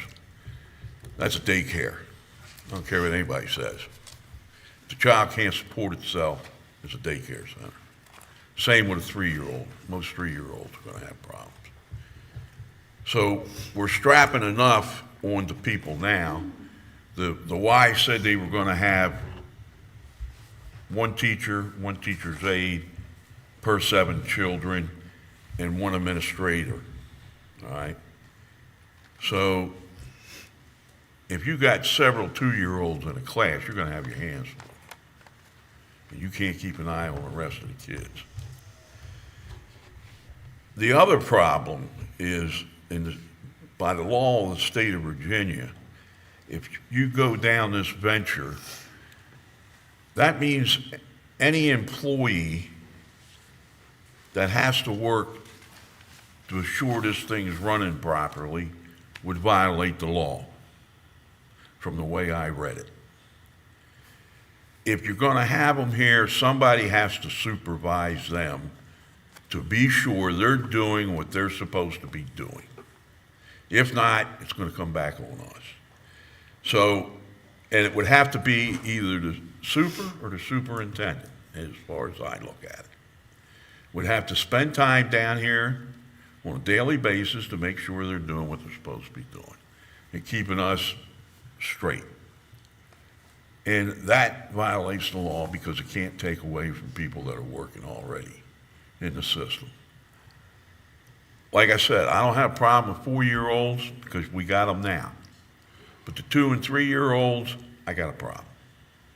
And that's, like I said, that's daycare.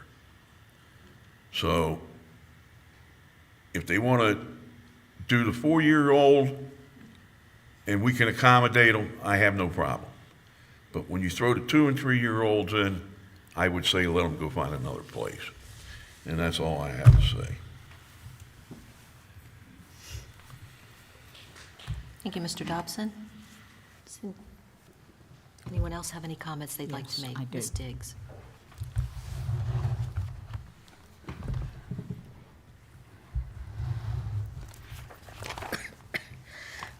When Dr. Daniels did the survey with parents in this county a while back, that survey, they had 117 respondents from it. And 80% of those people who did respond, the parents in this county, 80% wanted to enroll their children into the educational enrichment program. And 54% wanted to enroll their children in the child care. You all know the Y proposal, and to my understanding, they have the money and the people. They have asked for us to house it. I have listened and read many of your comments recently about having it in the school and not having it in the school. I tried to understand all of the comments, and I sadly don't. I think I have a pretty good head on my shoulders, but I don't understand the opposition. I hear the concern on the liability. I hear the concerns are across the board. But when I look at the needs, what we've all seen tonight, the needs in this county of these children in the elementary school and on up. I listened to Mr. Morgan recently say when he was teaching at the high school, some of those students were struggling to read in the high school grade levels. Everything that I have read about this program and other preschool programs has been the positive impact that it has upon children. And in this county, with the statistics that we know, we don't know them as clearly as we did because our children now receive lunch and breakfast. We don't have the stats on who gets free lunch and who does not. But we do have a lot of people parents who work, single parent families, who need and want care, and they want their children to excel. And as Dr. Gibbs has said many times, we all want student achievement as the very top thing here in Matthews County. I think we're all basically after the same thing, but we go about different ways and we have different views on it. My view is that this would be beneficial to the children if the program is started here. It is approved by the Virginia Department of Education. I talked to the lady who runs the program currently in Lancaster County this past week. They have 13 students over there. The statistics that she gave me, now this is across the board with kindergarten, not just those that are in this program with the Y, but they benchmark those children in kindergarten are currently meeting the end of the year benchmark in reading at 70%. That's a huge statement. When we can make that statement for our kindergartners, how wonderful that will be. And those of you who have said your concerns tonight, I think we all hear them, but I am greatly concerned. These children are our future. We do need them to be prepared when they come into the school system. And so many of our poor families, they don't have books at home that they read to their little ones. And we know that that is a huge impact. The statistics are on the board with the intervention that is given here now. And I want what is best for this county. I want what's best for these kids. And I see this as a pro for Matthews County in many ways. Thank you. Thank you, Ms. Diggs.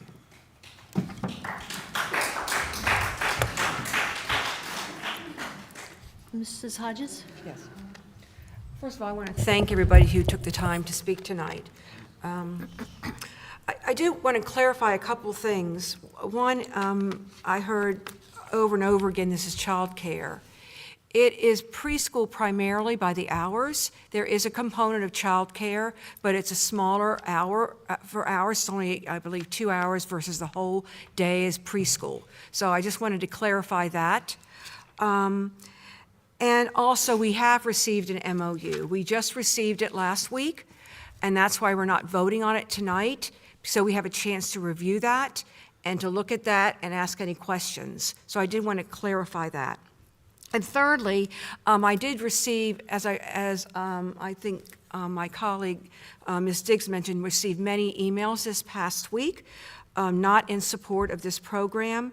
And many people mentioned that it would be at Thomas Hunter, and that was one of the reasons that they did not support it. It is not slated, if it's approved, to be at Thomas Hunter. It is slated to be approved to be at the elementary school. So I just wanted to clarify that as well.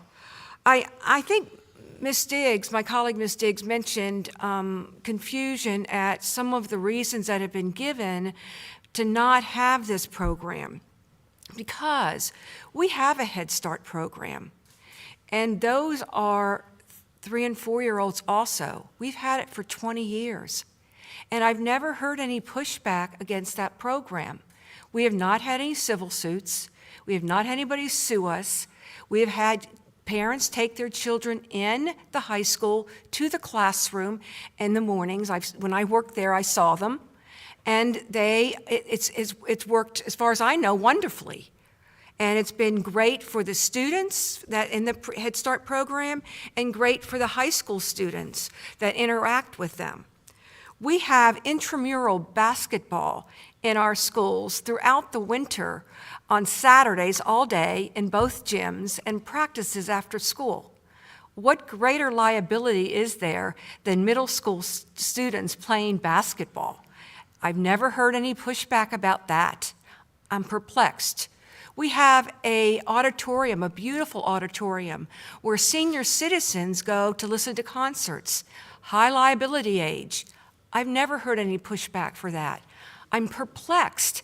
I'm just perplexed by why is there so much concern about liability about this program, where we have so many other programs in our schools that have, in my opinion, have greater liability than this program. We had a camp at the high school for 1 week where students stayed, not just from the county, from throughout the state, stayed there overnight in the classrooms. There was no pushback from the community. That was huge liability.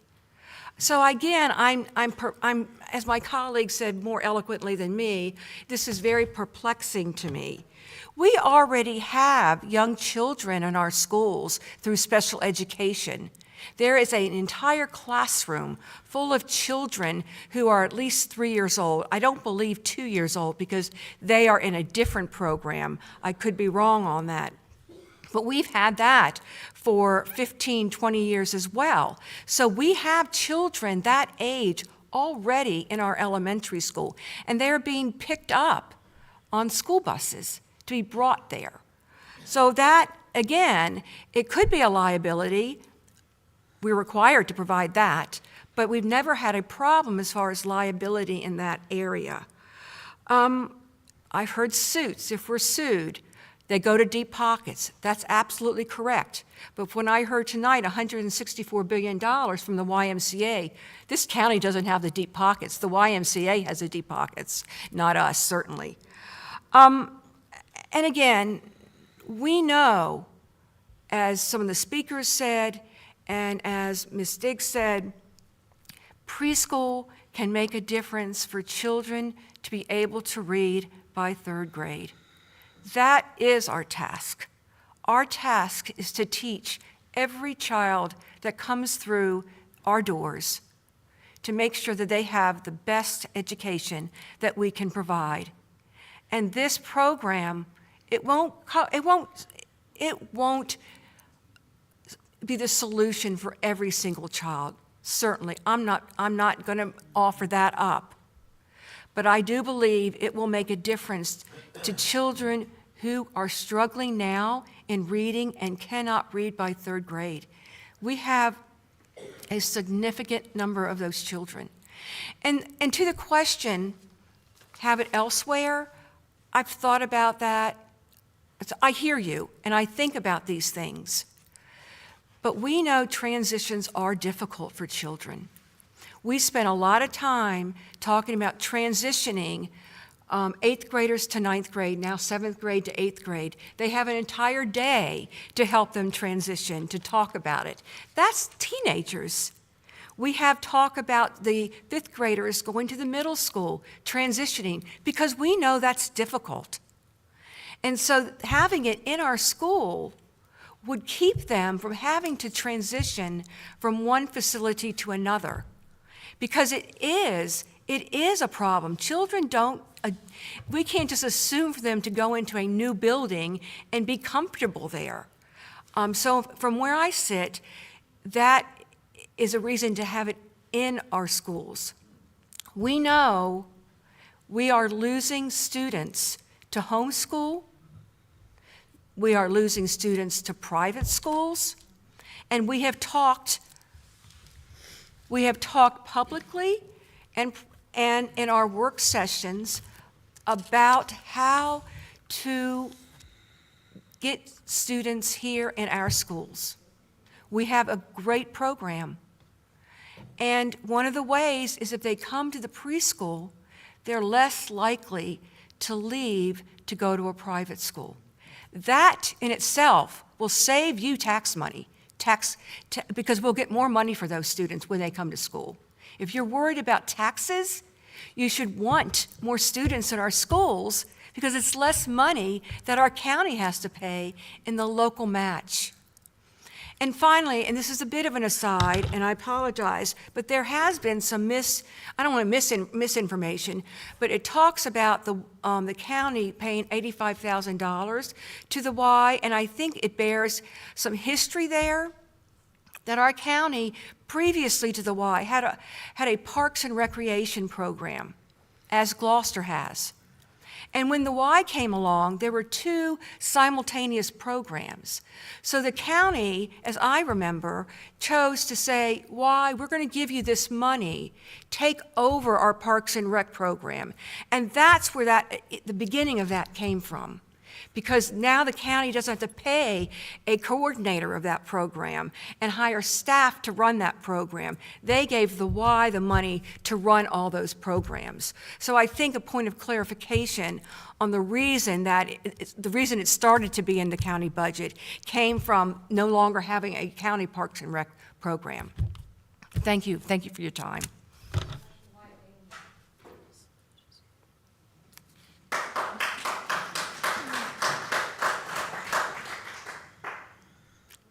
Mr. Morgan?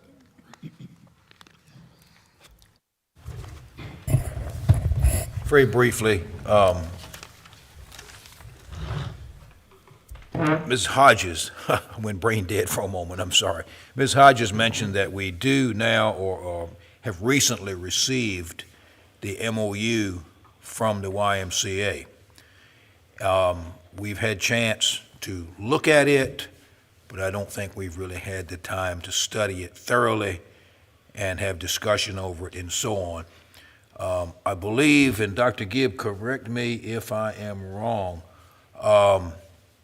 that we also want our insurance carrier and the Matthews County Public Schools attorney to look over this MOU. And I'm very anxious to see what that turns up. I will say, I see the need for a program like this. I truly do. I taught in the high school for a few years, and I had high school students that struggled with reading and basic things.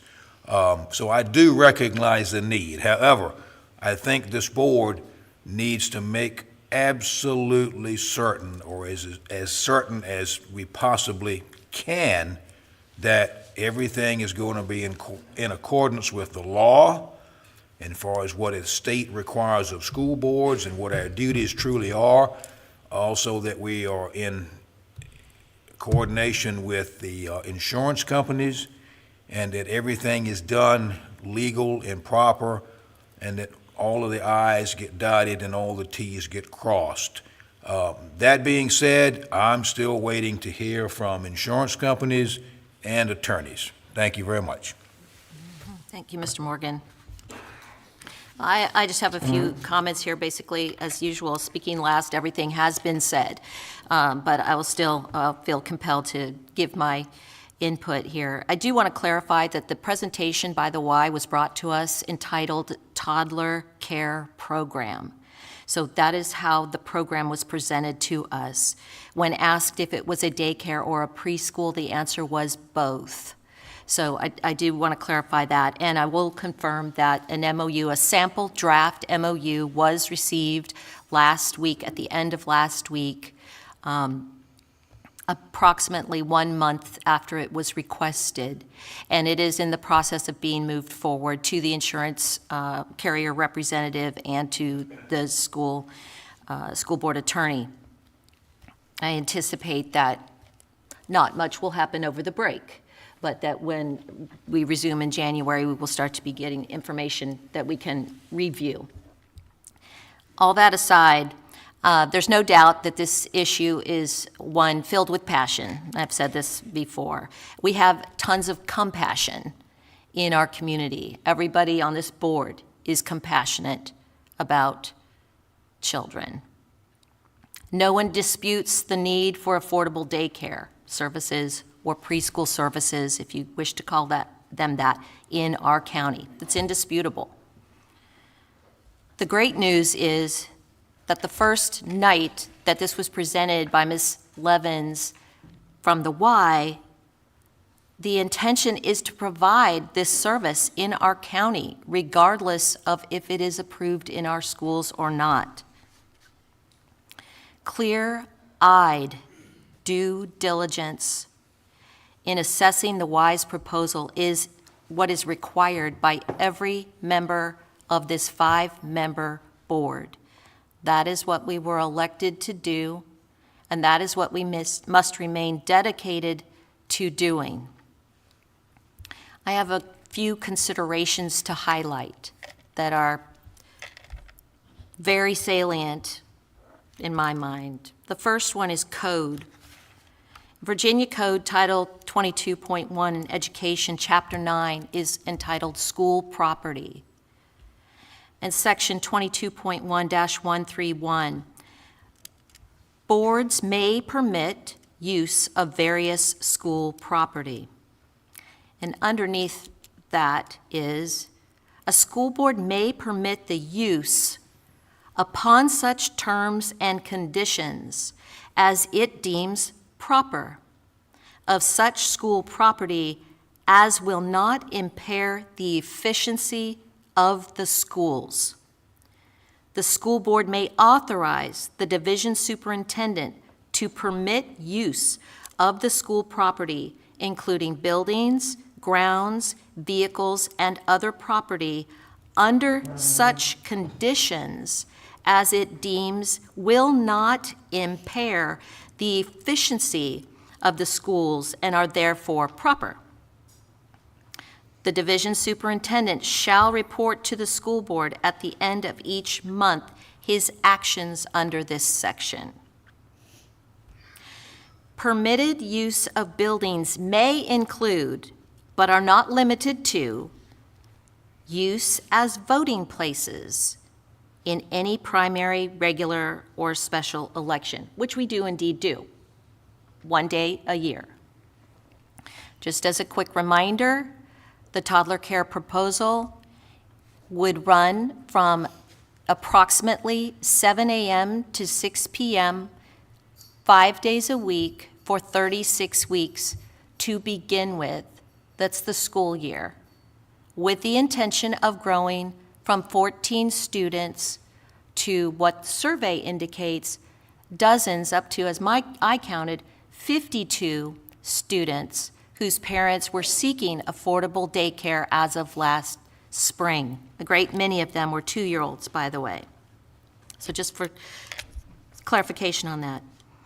Permitted use of our schools must be deemed proper and not to impair the efficiency of our schools.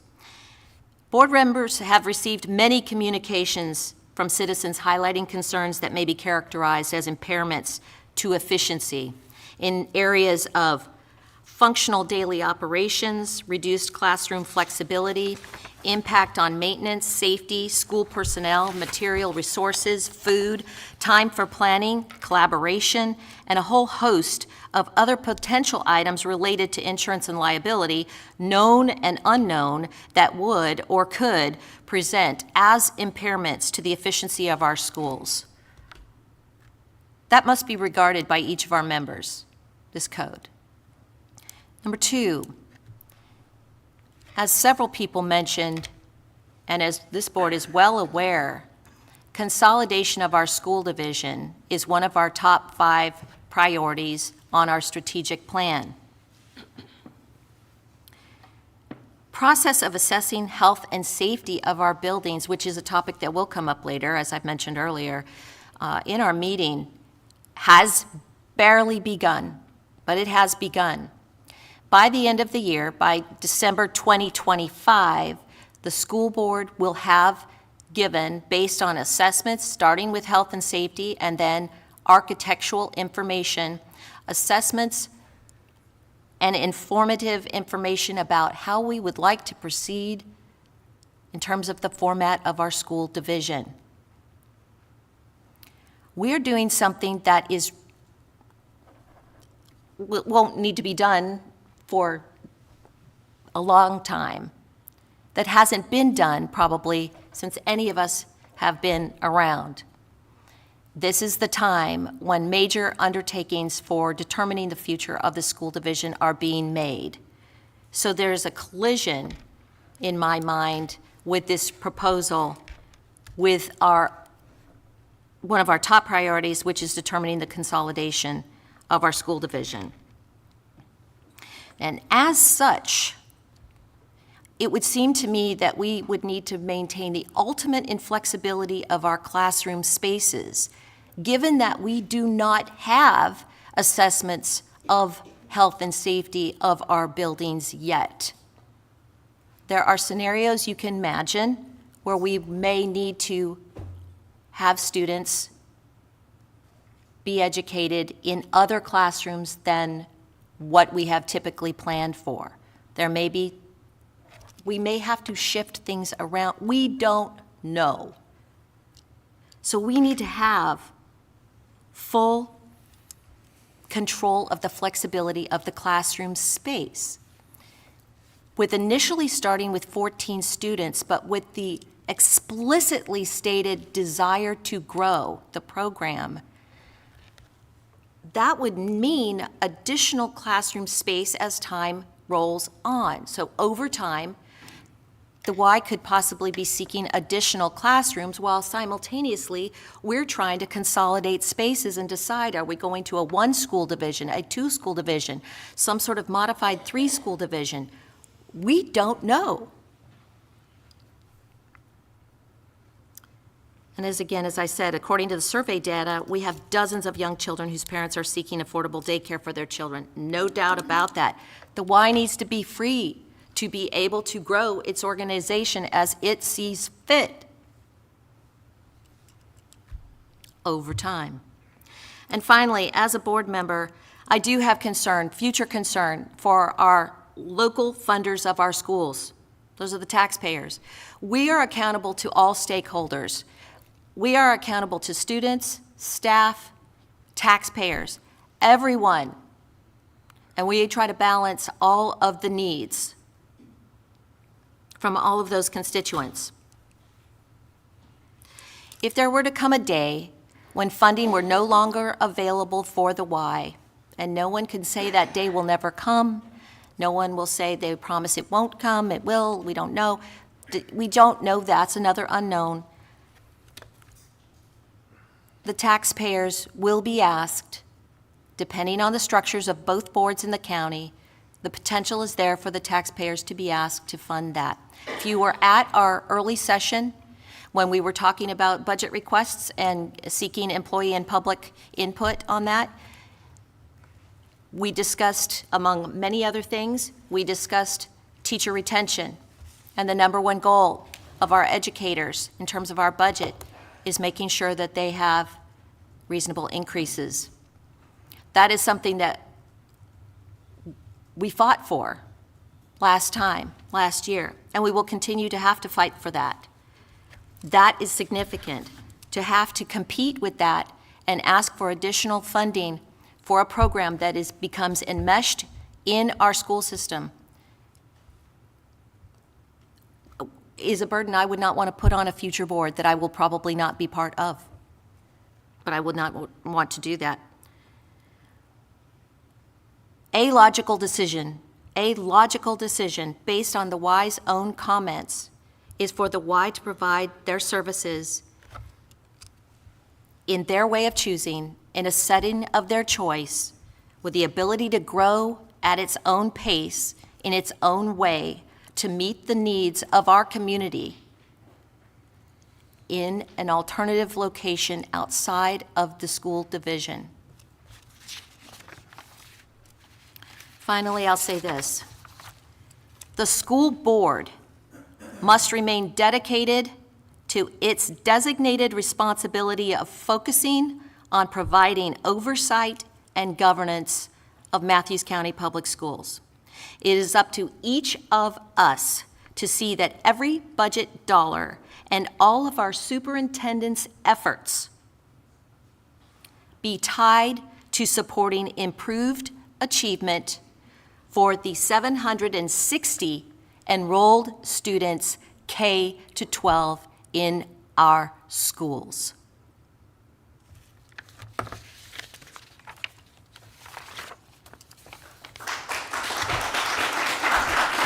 Members, do you have anything else, anything to add?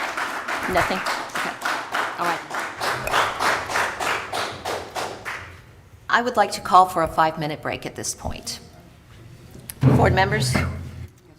Yes, agreed. Okay, 5-minute break, please. We will resume at 8:20. Thank you.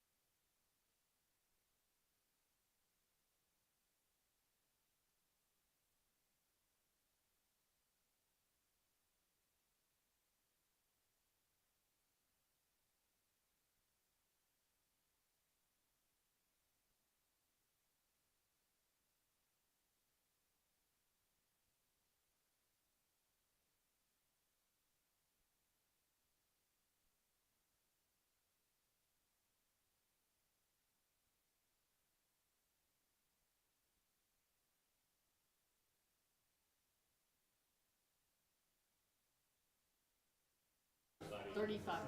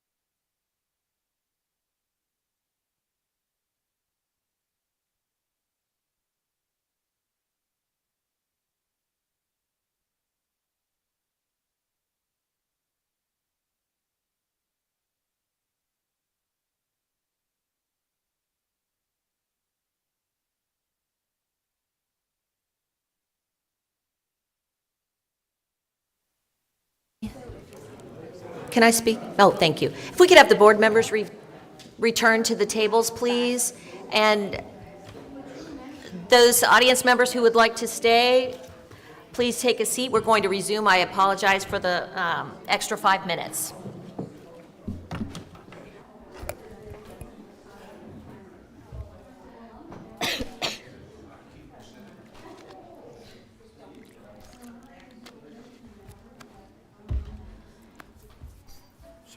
Thank you, thank you. All right, we're resuming. Dr. Daniel, thank you. It's time for item 6, superintendent's informational reports, beginning with the attendance update. Do you want us to scroll back to that previous document, 4.1? If we wanted to look at it, it's 4.1 here, but all right, Okay. We'll turn. Yeah, it's all on the same slide deck. So folks, again, from home who are looking online later, these are, it's all the same slide deck. So what I'm going to go over and talk a little bit about is meals data and attendance data. We haven't, while it's not student achievement per se, it's a way of looking at kind of like how are we doing within the school division, et cetera. One of the things, I have regular monthly meetings with our directors of various departments and have conversations about data and performance and the health of their various departments and how it's contributing to the school division. So part of what I started asking Ms. Lindberg to do was preparing sort of meal served data for us to look at while our enrollment goes down. How are we doing under the CEP in terms of reimbursement? How are we going about feeding our students and meeting those kind of nutritional needs?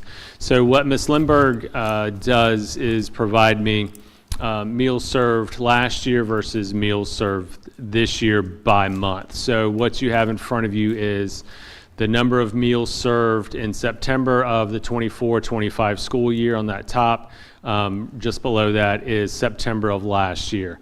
A piece to keep in mind that I didn't put on the graph to overcomplicate, but from year to year, the number of school days during a month may change. So it may be 19 days or 20 days or 21 days or 17 days, depending on the month. Obviously, there are not going to be as many school days in December as there are in, say, October or March.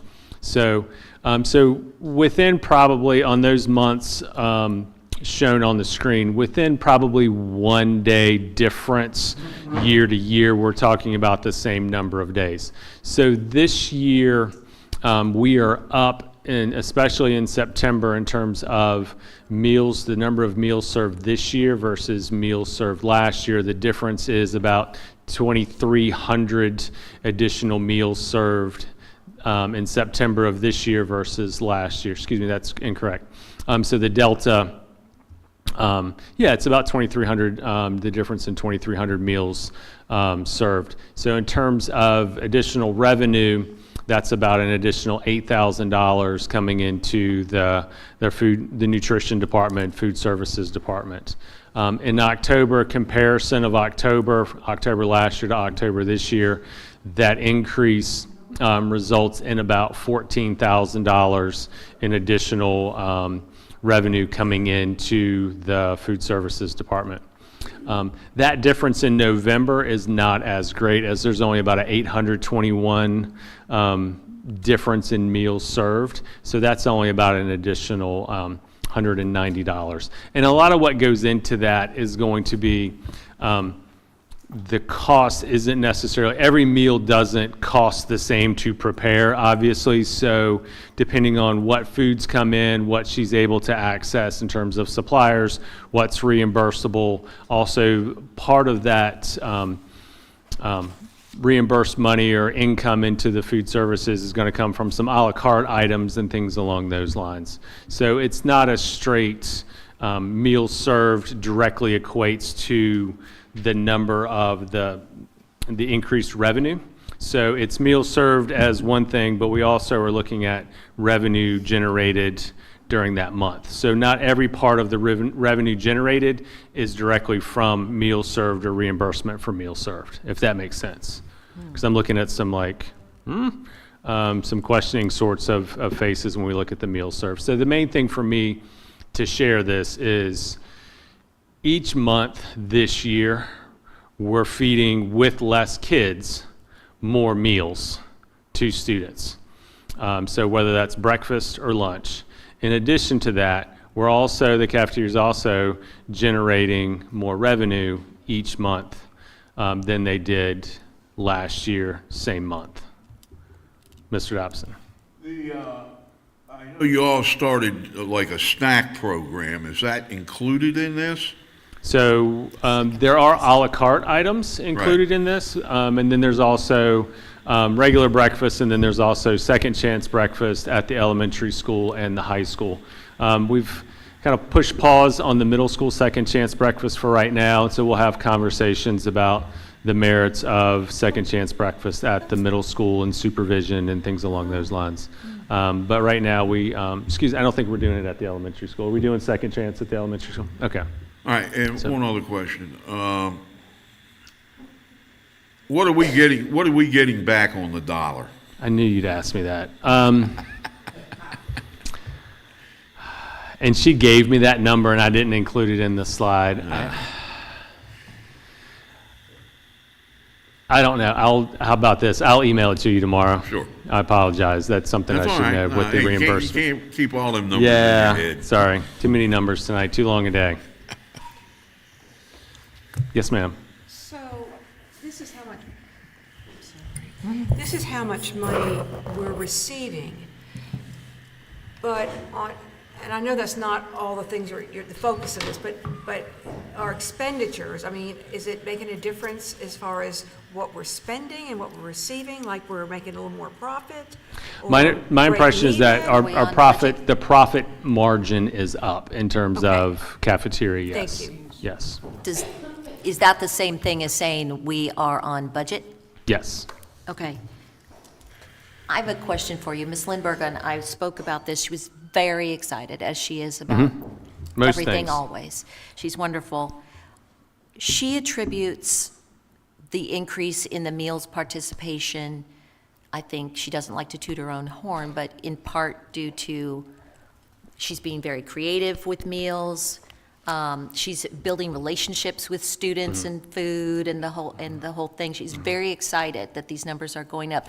Would you agree with that, or do you have other pieces to that puzzle? Completely. I mean, she's having conversations with students about what their favorite meals are. She's doing some taste testing with students. She's thinking outside the box. Yep. She's being responsive. She's also having to juggle a ton with supply chain issues, and so what she has planned in many cases, like for example, the chicken nuggets weren't on the truck this week, and so she's got to pivot and offer some other things. She's being smart about how she's, everybody uses leftovers, but she's smart about how does she kind of use ingredients in multiple settings. So hamburger, can we use hamburger on this, hamburger on that, in terms of multiple ingredients and recipes. And so she, she just, whoa. So she's engaging in relationships with students, having conversations with students, responding to feedback, just being smart and intelligent about her budget and purchasing items and when to purchase kind of more expensive things, to gauge interest and how to kind of stretch a dollar at times. The kids don't want to hurt her feelings, but she encourages them to give them their true feedback so she can improve the situation, make it more appealing for them. She's very, very creative and proactive. And then she incentivizes kids. I mean, she's good to kids, the cookie piece at the elementary school and rewards, and, she'll recognize students at the high school for various achievements and events, and we'll have, special lunches or breakfasts to celebrate students at different locations. That's great. So, yeah. I've eaten over there many times, and for school food, the food's pretty good. Okay, so a little bit about attendance. Last month, we talked about attendance and the ability for folks to see it if they don't have access to their computers to see the report and board docs. So this is October's data. So one of the key pieces that I look at is the fourth, the fifth column from the left. So the number of students at risk for being considered chronically absent. And so what Ms. Thomas does, our school social worker who generates this report for me, she looks at where we are currently this month with where we were this month last year. Because that number for at risk is theoretically going to continue to increase as we add more days to the school year. There's more opportunities for students to miss days. So in October, it's pretty alarming to look at, last year there were 33 students at risk at the high school. This year we're at 60, 22 and 22 for the middle school, and 51 and 28. So that's one of the pieces that I look at. So when we go to November, it then looks like we're getting a bit back on track in terms of where we were last year. Ideally, we want lower numbers this year compared to last year, as we want those at risk for being considered chronically absent to continue to go down. But at this point right now, we're at about on pace for where we were last year at the high school. We're slightly up at Thomas Hunter, but markedly improved at the elementary school in terms of this month compared to last month. Looking at students in jeopardy of being considered chronically absent. Again, that's 18. Being considered chronically absent is missing 18 days of the school year. So it's missing 10% of the school year. Yes, ma'am. I feel like I'm just not getting this, because it's gone down. How can it go down when you have Thomas Hunter? You had 22 at risk in October, and how can you have less the next month? Is it by month? Do you understand what I'm saying? Okay. I don't know that. 16 in November and 22 in October. So you have less students at risk. So how can you, when you're at risk, how can you back out? Yeah, that's a really good question. I don't think I picked up that detail when I put it in there. So I'll have to go back and get some more clarification on that. All right, thank you. Sure. And regarding the 12 chronically absent at the high school in November, do we have any idea what this was last year? I would have to go back and check to see exactly where we were at this point last year. I don't know. Could we look at doing that for the next time where we're doing attendance? Can we do not only all the columns compared chronologically, but a year over year comparison?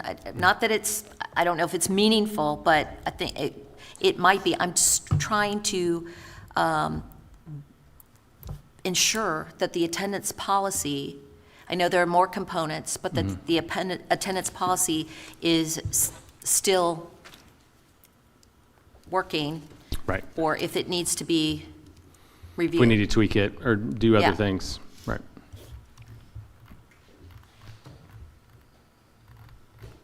Okay. That's all for me on that. Good? Thank you.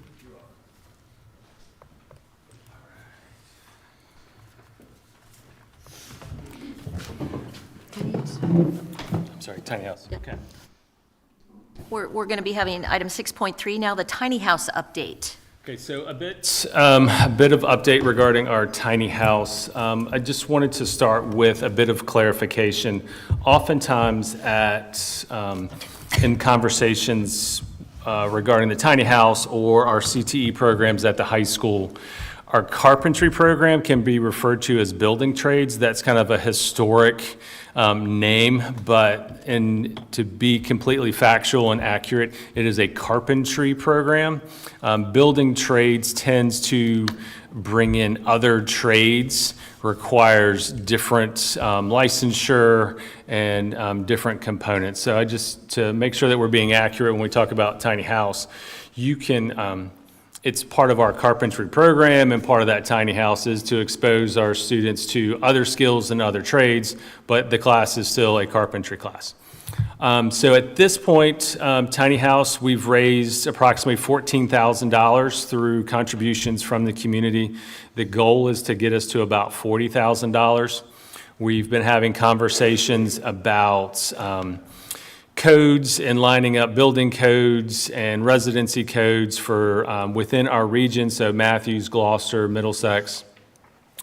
We've also had conversations about, in terms of selling the tiny house once complete, where can we sell that? So we've had conversations with some individuals associated with FEMA to construct a tiny house to then have it sent to the mountains of North Carolina for hurricane victims.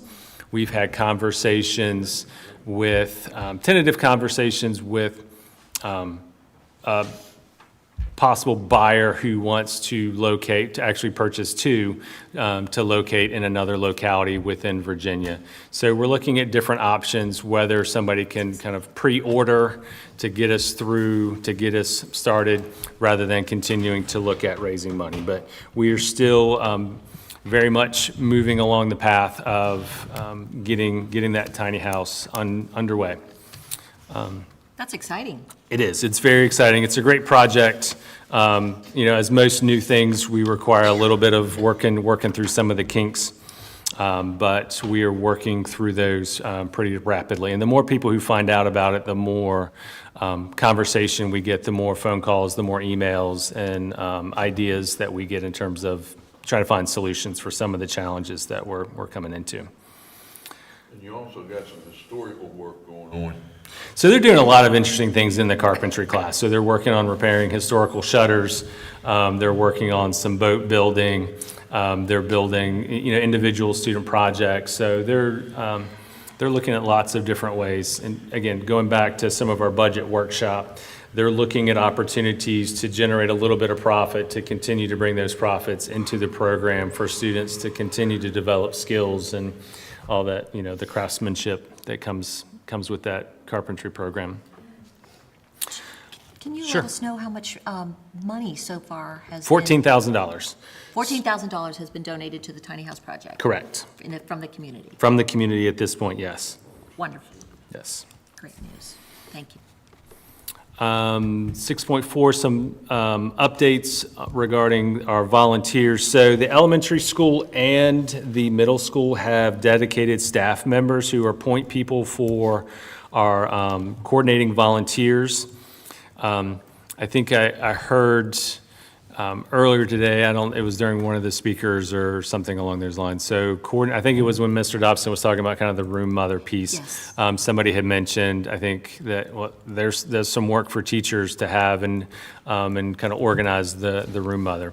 That's the same challenged with, you've got a plan oftentimes with volunteers. So especially in the elementary school, as our elementary teachers are working through VLA and a lot of the new challenges, being able to plan then for the volunteer is a bit of a challenge. However, we are working on solutions to coordinate volunteers coming into both libraries, middle school and elementary school. I think we have some, at the elementary school, we have some book fair volunteers lined up. I think we also have a pretty cool therapy dog program that's coming in. So we've got some volunteers with a super deliciously cute dog coming in to do some reading with students. The elementary school is also starting a math closet, so there's kind of a dedicated volunteer to coordinate the signing out of kind of math games for students to take home and do math games with their families. We have a volunteer who's part of the interventionist team in the literacy program and the intervention program who comes in a lot of hours a week, and she's part of that system already, but she is volunteering all of her time.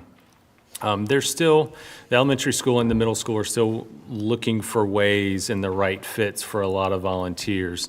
The widespread component of bringing in, a fleet of like 8 citizens to come do something requires preemptive organization and planning. That's still a challenge. It's almost like doing the lesson plans for a sub when you know you're going to be out for some of our teachers.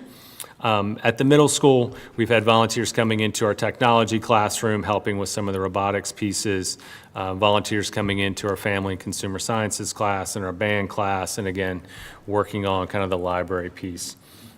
Really at the high school, our volunteers are essential to our athletics program. So from taking tickets, helping in the athletic boosters and concessions, and things along those lines. There's no way that we could run the athletics program that we do without the volunteers. And Miss O'Neill, she's kind of the person trying to coordinate all of those athletics volunteers and making sure we've got people at all the stations and all the places. So it's growing, it's getting there. I think as trust builds and as, especially in the elementary school, as our teachers become more, I think I refer to it as fluent with science of reading and VLA and our textbook, they're going to be better able to, I guess what I would say, see around the corner to plan for, here's how I think a volunteer can come in and assist me. So they're still thinking about it, but I think right now it's keeping their heads above water with all the new things that are happening. But we do have volunteers ready, at the Yep, ready, when and yes, if that does yes. happen. We have a list of volunteers. We vet all the volunteers. They have to go through all the background checks. Currently, our school board office is vetting all of the basketball coaches and all the volunteers to help coach our youth basketball program. So we screen all of those applicants. So we're utilizing a ton of volunteers in the school. And I think our teachers know they're folks at the ready. It's kind of making that connection with skill set and time with need, classroom need, and ability and time for the teacher to plan appropriately. And then once that happens, it becomes kind of a trust and a predictability piece. Understand. So.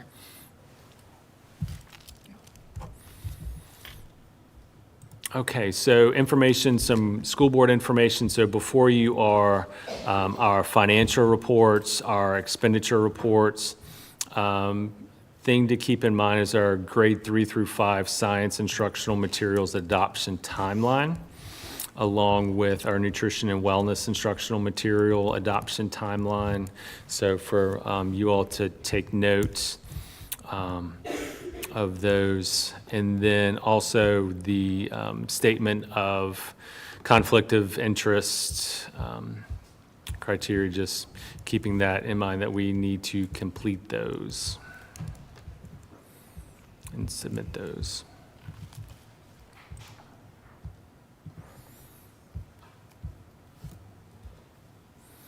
I believe Ms. Lau sent some just explanation on some of the expenditures and trying to anticipate, again, seeing around the corner, but trying to anticipate if there were any questions or concerns that, stood out. So I think she sent out some responses or kind of some clarifying information to that, so. Yes. Okay. You're going to teach people how to tie boats down? Am I going to do what? How to tie boats down? I don't think you want me teaching anybody how to tie a boat Well, I down. think, That's we're not gonna have going to end money. well. We bought a boat. Right. Yeah, so that's, yes. So I think that's part of, what we say, part of crew? Is that what that was? Somebody did security, went down the route. The insurance paid for that. Oh, yeah, so, yeah, okay. All right, now I'm picking up what you're putting down. Okay. 9. Yes. Okay. Okay. Okay. Are there any last questions for Dr. Daniel? Item 6 in the 6th section? Nope. All right. All right, moving on to item 7, school board informational reports. We'll start off with 7.1, assessment of school buildings. And I think this is a timely thing that we need to discuss publicly and Dr. Daniel, if you wouldn't mind giving an update on kind of what has happened regarding, not RFPs exactly, but Sure. Trying to get service providers in to do the very beginning steps of determining the health and safety of our buildings so we can start building information that will guide us in our decision-making with the consolidation process. So from our joint meeting with the Board of Supervisors in early November, the request that I think Mr. Walls referred to and the goal for us to have a pretty solid recommendation by December of 2025 on what we will be requesting from the supervisors. So in order to do that and kind of backwards plan, we needed to send out a request for bids. And I guess there's 2 tiers of doing that. The common is a request for proposal or an RFP, or you can also do what's called an informal solicitation. So in collaboration with Ramona Wilson, the county administrator, I developed an informal solicitation bid for a facilities study of our 3 schools to give us an idea of renovation costs versus new construction costs. We can pull the data that's coming from the investment grade audits that the county is currently doing on our buildings to help inform that process. But we should be receiving proposals. The deadline was the end of January. Hopefully I can bring proposals to the board in February for approval to begin that facility study process. I've been in conversation or answering questions with at least one firm currently who's inquired and who's interested right now in performing the work, just giving some clarification to that individual on kind of what we're trying to do. I've also reached out to a firm and scheduled a time to get a second opinion on asbestos, and because part of what we're going to have to look at with any sort of renovation or even new construction is going to be how do we handle the existing asbestos that we know is in the buildings. It's encapsulated, but we wanted to get additional information as to kind of where and how much, and because that's going to inform our costs related to renovation or any other projects. So we have a firm who's coming in on January 3rd. It worked out as a pretty good day. We don't necessarily have kids. We have some staff back in the building, so we can begin some of that. We can take samples in different areas. I'm also going to request just do some air quality analysis in different classrooms in different parts of the building. So where we may have had questions about mold or humidity or anything else, let's go ahead and get some air quality samples taken while the firm is on site to give us the information to hopefully confirm what we believe to be true. But if not, then we know how to adjust and move forward. So. How about a water quality test? Can we get that done? We tend to have water quality done pretty regularly through Sidner. I've only ever seen one test done. That was about 3 years ago. Okay. I'll see what I can pull for you. Because one of the tests had me concerned. Yeah, no, I mean, we have to, I mean, in terms of, we have to do regular, like, lead and copper. Well, it had a lot of, the Yeah, I mean, we mineral count was do very lead high. and copper annually, so we Yeah. have to provide that to the state and lead and copper test Because results I to wanna VDH. say, one of those reports I saw was like 750, and that's extremely high. Okay.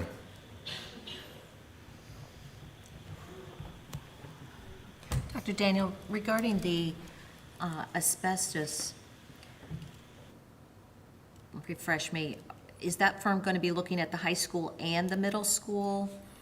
Okay, sorry, go ahead and finish. Just the middle school? Currently, I have them scheduled just to come to the middle school right now. I think I can have them, part of what they asked of me is kind of laying out specific areas to look at and either pull samples from materials that we suspect or know has asbestos.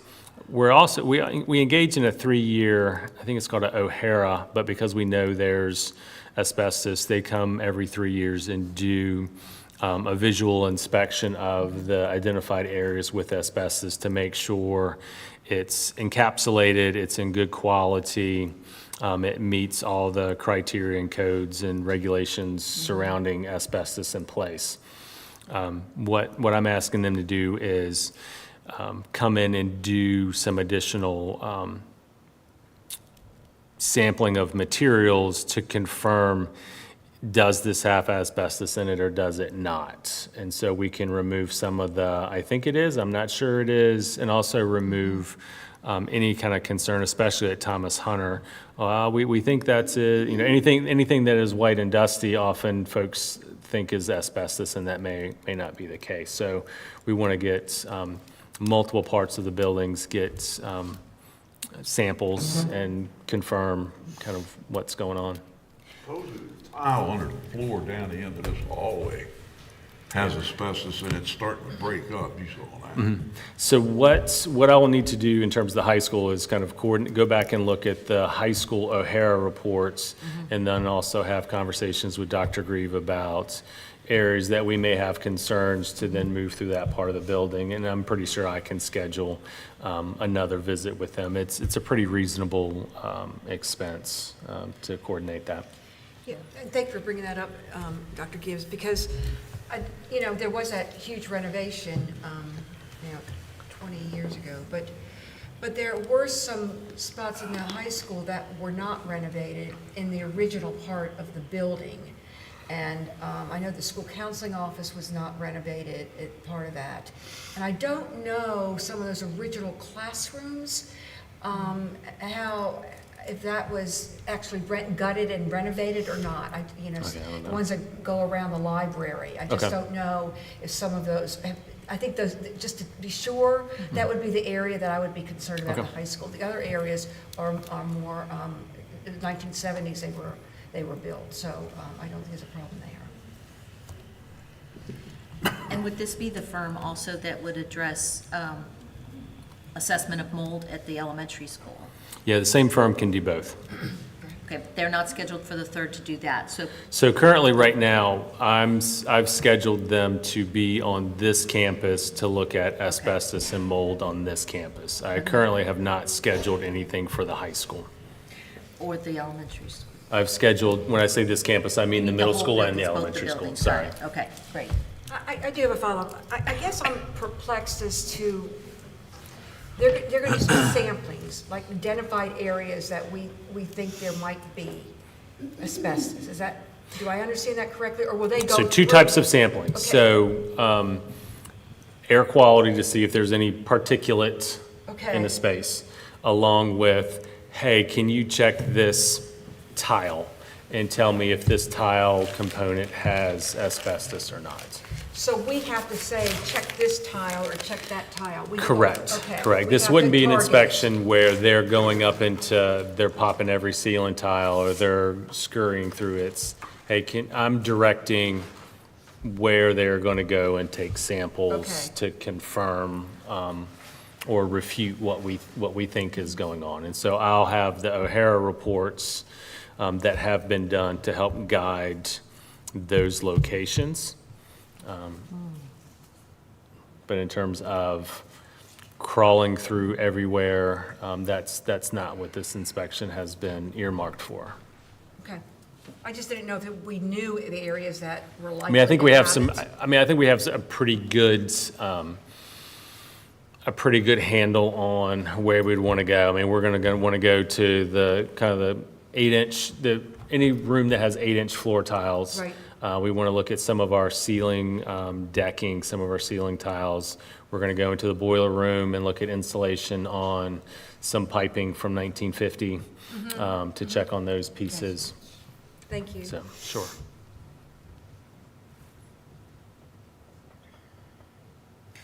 Do we feel that this will be definitive? Is this going to be a great enough sampling, do you think, to inform these big decisions? This is where I'm going. I'm not saying you're not an expert on asbestos. I'll say I'm not an expert on okay. asbestos.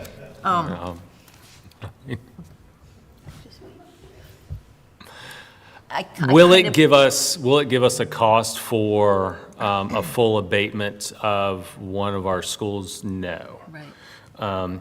I think in terms of, will it give us a current measure of health and safety? Yes, for where we are. Because in terms, while not an expert, my understanding for asbestos is so long as it's encapsulated, it's not in a friable state, it's not being ground down into a dust, it's not harmful. It's when it's being ground down and getting into, it's breaking, you're grinding it, it's moving into a dust, and the particles are in the air where it becomes quite hazardous. It doesn't have to be exposed. It could be encapsulated, but it's breaking down.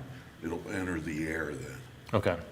It goes by like so many parts per million or something like that, and that's how it's measured. Mm-hmm.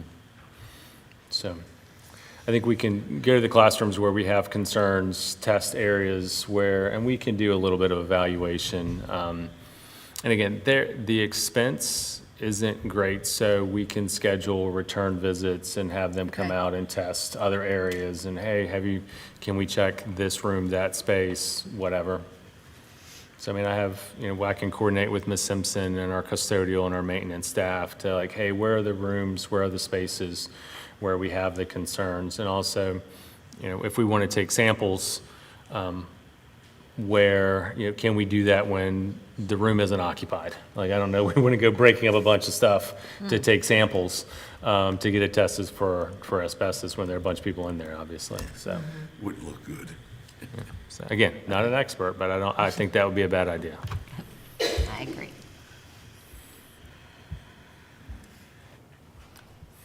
Are there any more questions at this stage in the game on this? Okay, this will be, I'm sure, even if in brief, an ongoing subject that we will be discussing as we want to maintain full transparency with the community about this process.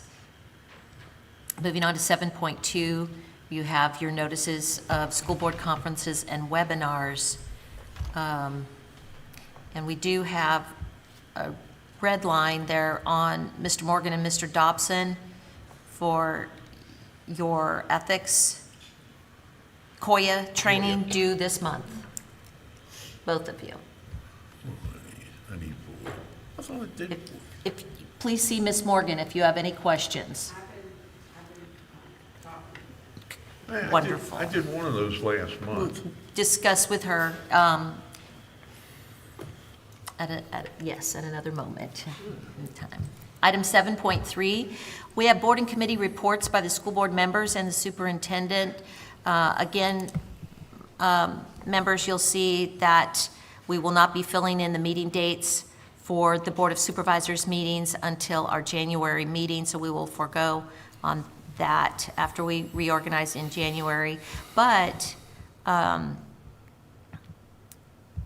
do believe that this is where Mrs. Hodges and maybe Ms. Diggs, and I also would like to report on the experience at the VSBA conference and the SBMA conference. So would that sound good? Well, let me get mine out of the way because mine's, Yeah, go mine's right very, mine's very, it's very boring and very dull. I do want to mention that I was the delegate to the VSBA, their annual meeting, and in the meeting, it's primarily accolades for people who have done certain things over the last year, and they've spent a lot of time recognizing them. But they always have bylaws or proposed changes to their VSBA bylaws. And what I'm proposing is that next year, or every year in October, whoever the delegate is, that they bring these to this board so we can have a conversation about how we want the delegate to vote. I did not do that in October, so I felt like I wasn't sure what the wishes of this board were when these amendments came up. And that was my responsibility. I did not do that. So if we put it as a standing item for our October meeting, they will know, whoever the delegate is, that they can bring that information forward. There were 4 proposed amendments. 2 of them passed, 2 of them did not. The ones that did not pass, one was asking about including an ex officio members of the VSBA board, and that did not pass because it was, and I'd be glad to answer more questions, but for time constraints, it did not, because it was not clear enough exactly who should be an ex officio member, how long they would serve. There were just a lot of questions that were not answered in the proposal, and so that was not supported. The second one, they wanted to switch. It has to do with our regions, and when we, as you know, we're in the Eastern region, and we make proposals as to who we want to elect every 2 years to represent our region and then to move forward to the VSBA board. And they wanted, right now they're doing it at the fall, and they wanted to switch it to the spring regional meeting. And that did not pass as well because they felt like the fall, excuse me, I'm saying it backwards. The spring meeting is better attended than the fall meeting. And so they wanted to make sure they were consistent with having someone that was well represented at the regional meetings and not one when there was least attendance at it. So it did not pass because they felt like too many people were not at the ones that they were proposing. So that did not pass. The third one just had to do with taking parentheses out of an amendment. And it was just really, that was the only piece. It had to do with the membership, a typographical error on indemnification. And the last one had to do with membership and dues, and that did in fact pass.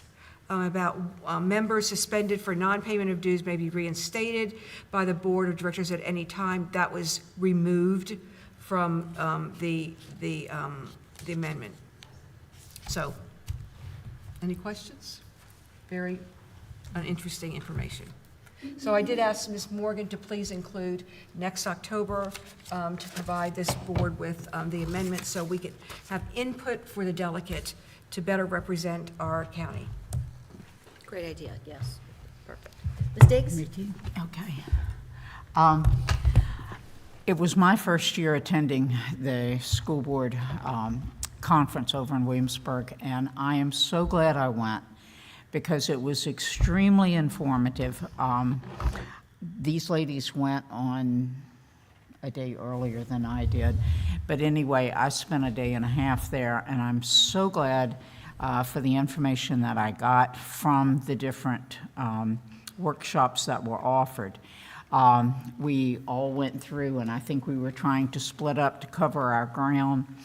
A couple of workshops I went to, I ended up getting up and leaving because I wasn't getting the information that I needed, that I expected, I should say. Anyway, overall, they were excellent, and I got to meet people from, the other parts of Virginia and get their input and insights and wealth of information most of the time on what was happening in their school district. The last day was probably the most impressive for me. There was a lady from Washington State who spoke at the final meeting, and she was raised in poverty in Washington State for 26 years of her life with her brothers and sisters and mom and dad. And her presentation to us was absolutely captivating to me. I spent some years in Africa, and one comment she made, she has spoken in the States widely, but she's also spoken in different countries. And she said, if you ask a child in Malawi what they want most, they want education. They want to go to school. If you ask a child in the United States what they want most, it's the latest tech equipment. And she said the reason for those answers, of course, is because those children want to fit in. And having lived in Africa for a few years and seeing the poverty in so many of those areas, she's right on with that comment. And here, I think, right on with the comment as well. But it was very impactful to me, and I'm very glad that I went. Thank you. I also went to the VSBA conference, and I found the law session, which I think all of us attended, except for Ms. Diggs, was extremely informative. However, I do want to mention that 3 of the board members also belong to an alternative support organization for school boards, and that is called the School Board Member Alliance. And I attended that 2-day event as well in December. And so in a way, there was a good compare and contrast. VSBA is a very large event, although not as large as it was last year, I don't believe. SBMA is a newer organization, about 2 years old. But the striking difference to me was we did also at SBMA drew school board members from throughout the state to discuss educational strategies and to share best practices, but specifically focused on student achievement and leadership development. And the speakers that were available to us at that event included Secretary of Education Amy Guidera, Attorney General Mayares, Lieutenant Governor Winsome Sears, and Governor Youngkin himself. So it was really exciting to hear more about the accountability framework. And hopefully, we will be getting school board training on the accountability framework as well, as Dr. Daniel gets superintendent training. There was a request for school board members to be able to have some specific training from the state on that. But anyway, very good also to go to these kinds of conferences and learn from leaders in our state and draw what you can to help improve your performance on your local school board. So thank you for letting me share that. And I think that's all the participation that we had in those events. So we'll move on to item 7.4. We are announcing that the school board town hall will be held, the next one will be held on February 25th at 6 p.m. in this auditorium at the Thomas Hunter Middle School.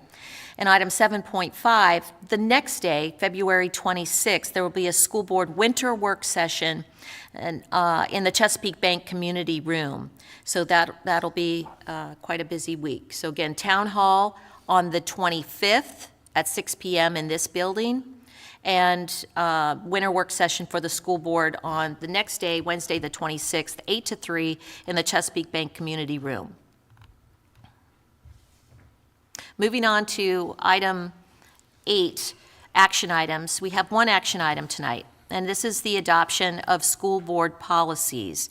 There are two policies that are up for adoption. They're both being included on the same action item that we'll be looking for a motion on.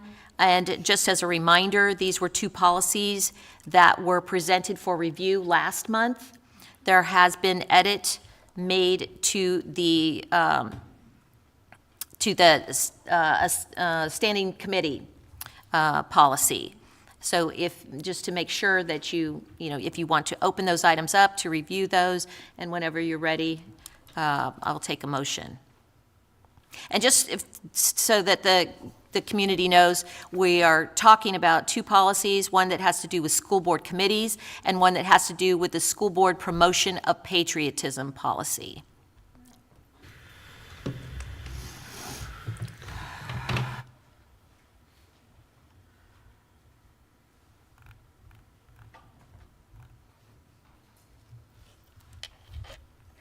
Whenever the board is ready, we'll entertain a motion.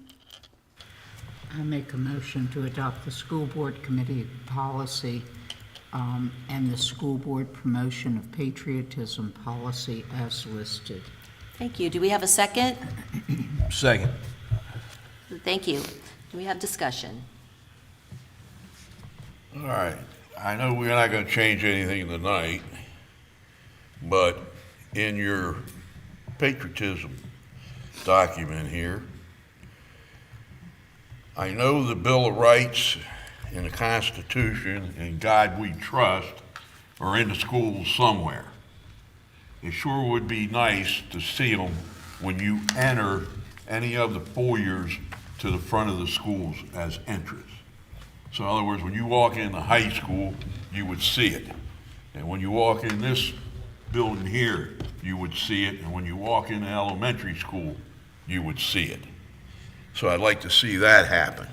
Mr. Dobson, may I just also say that there is policy on that says that those documents are to be placed in highly visible locations in each school building. I don't know, you can't get any more highly visible than when you walk in the front door. So I agree with you, because I do not believe that that is where they are at the moment in all of our buildings. All right.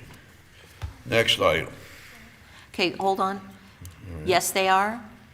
They're prominently placed at the entrance of your buildings at the elementary school and the high school, and we don't have middle school. Email confirmation from October 22nd that all principals responded that yes, that posting requirement was met. Where are they located at the high school? I don't see them when I walk in the building. You got to go down the hall and go left. You come in the front door. They were on the right side. They were on the right side? Have you ever seen them?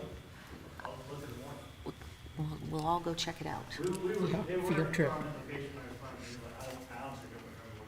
Okay. It should be so that everybody walks in that building sees them. It was there at one point, and then we painted that wall. Yeah. Okay. We'll confirm it tomorrow. Well, yeah, confirm. All right. Next item is students at the high school should learn flag etiquette. In other words, they should post the flag in the morning and retire the colors in the evening. That means run it up the pole the correct way, bring it down the correct way, fold it, present it to the person that's going to take it in to rest for the next day. It should be like a detail, a group of children once a week.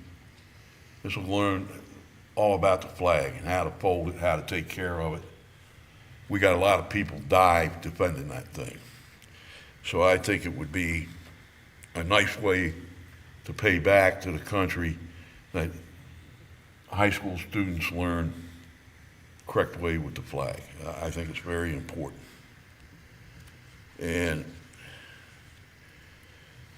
retiring the colors, that's what you're doing by taking them down in the evening. And I did this when I was in school, by the way. We took the flag down, school was out at 3, we took the flag down, folded it, and then at 8:30 in the morning, we shot it up the pole. So it's been done in the past. I don't see any problems. And I think it would be very, very useful to the youth of this country to learn about this. Then the next item I would like for us to look at, this is going to sound funny, but I'm going to say it, the national anthem. I go to games and people stand there and you see them. They forget the words. So I think we need to teach children the anthem. And the reason it was written is just as important. That was written by Francis Scott Key, who was a prisoner on a British ship in the harbor of Baltimore. And the reason he wrote that song was because when he woke up the next morning and looked out, the flag was still flying. And that's what that song was basically about. The flag was still there. So that's some important history there that they need to look at. And one other item, because most people don't know this, students should know what the song THMS is. I thought THMS was a lot older song than what it was. THMS was invented by a Union soldier during the Battle of Seven Pines, and it was a Union colonel and his bugler come up with that tune, THMS. And what THMS is on an Army base, you'll hear THMS being played when the flag is coming down. That is to retire the colors at the end of the day. He was looking for a new song to come up with. And I'm fortunate, I've been around the world being in the military and everything. One of the saddest situations is, I don't know if any of you have been to a military funeral, but when that song THMS is played, tears still come to my eyes. And I've been on at least 74 details where I was the person that had to present the flag to the widow, the wife, the father, the son, the daughter. And I have a little 45-word speech I had to make that was presented by the general to that person's loved one. And I never made it through that speech without choking up. Now, I'm not saying the kids need to learn a speech, but they should understand what THMS was really intended for. And I'll leave it at that. That's some good work there. Thanks, Mr. Dobson. Anyone else have anything to say? A small comment. Well, just to the point about the flag protocols, we did talk about at the end of the year, after SOLs were done, is to bring someone in to the students to provide that information. Right. So just the public knows that we are addressing that. Yeah. We had him during our last work session. Mm-hmm. He was from American Legion or VFW? American Legion, American Mr. Legion, Joe okay. Adair, and he is more than willing to work with us and the leadership of the schools to begin a student-led flag raising program. So that would be a wonderful addition. Mr. Morgan, did you have any comments? No, I do not. Ms. Diggs? Sorry, do you have comments? I just wanted to highlight a couple of things. If anybody has a chance to review this policy, it does imply field trips to local places, but not limited to Gwynns Island Museum, the American Revolution Museum at Yorktown, Historic Jamestown, and Colonial Williamsburg will be conducted to promote and celebrate our nation's history. And finally, with regard to patriotic holidays, the superintendent shall ensure that appropriate observances are indicated on the school calendar and are scheduled each year on or about the dates of Memorial Day, Patriot Day, and Veterans Day, in order to convey the meaning and significance of each day to all students and staff.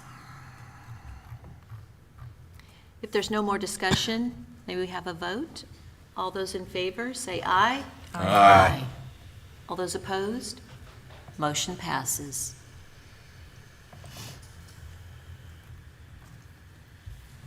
Item 9, citizens' comments on items discussed during the meeting. Do we have anyone who would like to approach the podium?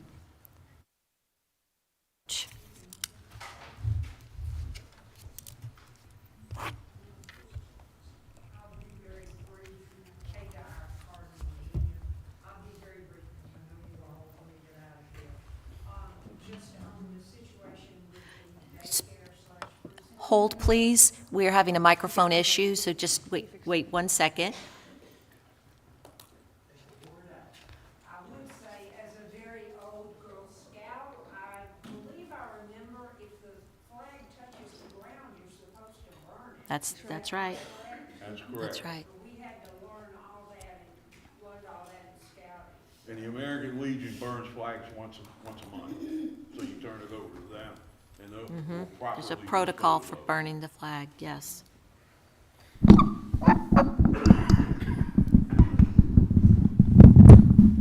Thank you, Mr. Anthony. Again, this is with regard to the preschool / daycare, whatever you're going to call it. Just some comments on the liability. One of the studies that I saw are discussions on the that I read is they mentioned disadvantages to children being in daycare, preschool. One of them was decreased time with parents, but the other one was accidents. So I bring this up just to say, you know, if you've got younger children, they're going to be accident prone and there can be a problem.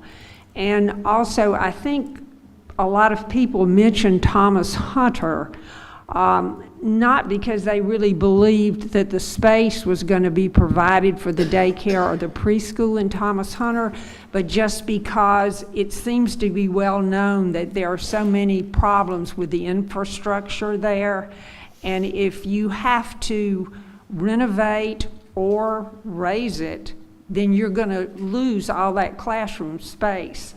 So it's just that much less space for children K through 12. So why would you want to go ahead and okay daycare preschool situation when you know that you are very likely going to be facing problems with space in the school?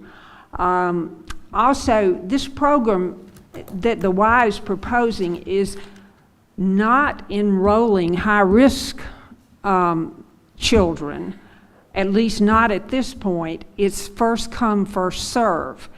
And the high-risk students a lot of times are the ones that show up better on these studies as far as improvement in academics. And when you're looking at some of these studies, you can find studies that support Head Start or preschool programs, and then studies that negate them. And just bringing up one article that I saw, this was, they allude to a 2016 study of children in Tennessee's statewide preschool program. And this is reading from that study. The Tennessee study found that participants did worse academically several years into school than those who had not participated. So I'm just bringing this up because it sounds like a wonderful idea, and I'm really for. I know we need daycare, we need preschool, but the Y seems to have a lot of money. I don't see why they can't find the money to rent space elsewhere. because the funding issues are huge the next few years with the schools here, trying to retain the teachers, and change the way that funds are allocated to the schools by the state. It seems very inequitable, and the rural counties are suffering. So I think that the school board has their hands full right now, and taking on another program seems to me not a good idea. Anyway, thank you. That's all I had to say. Thank you, Ms. Dyer.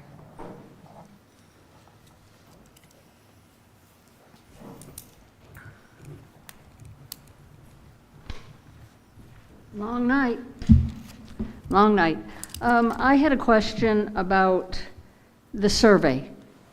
You brought it up last month, you brought it up this month, and you said 117 responded, and I'm saying out of how many?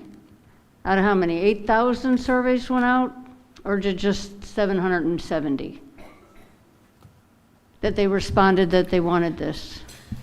Miss The Y, so Miss the Y Diggs. sent, right, the Y sent the survey, so they requested that I help distribute the survey, so it's a YMCA survey, it wasn't a school division survey. So Oh, it wasn't I a can't, school. I can't speak to. It was only YMCA.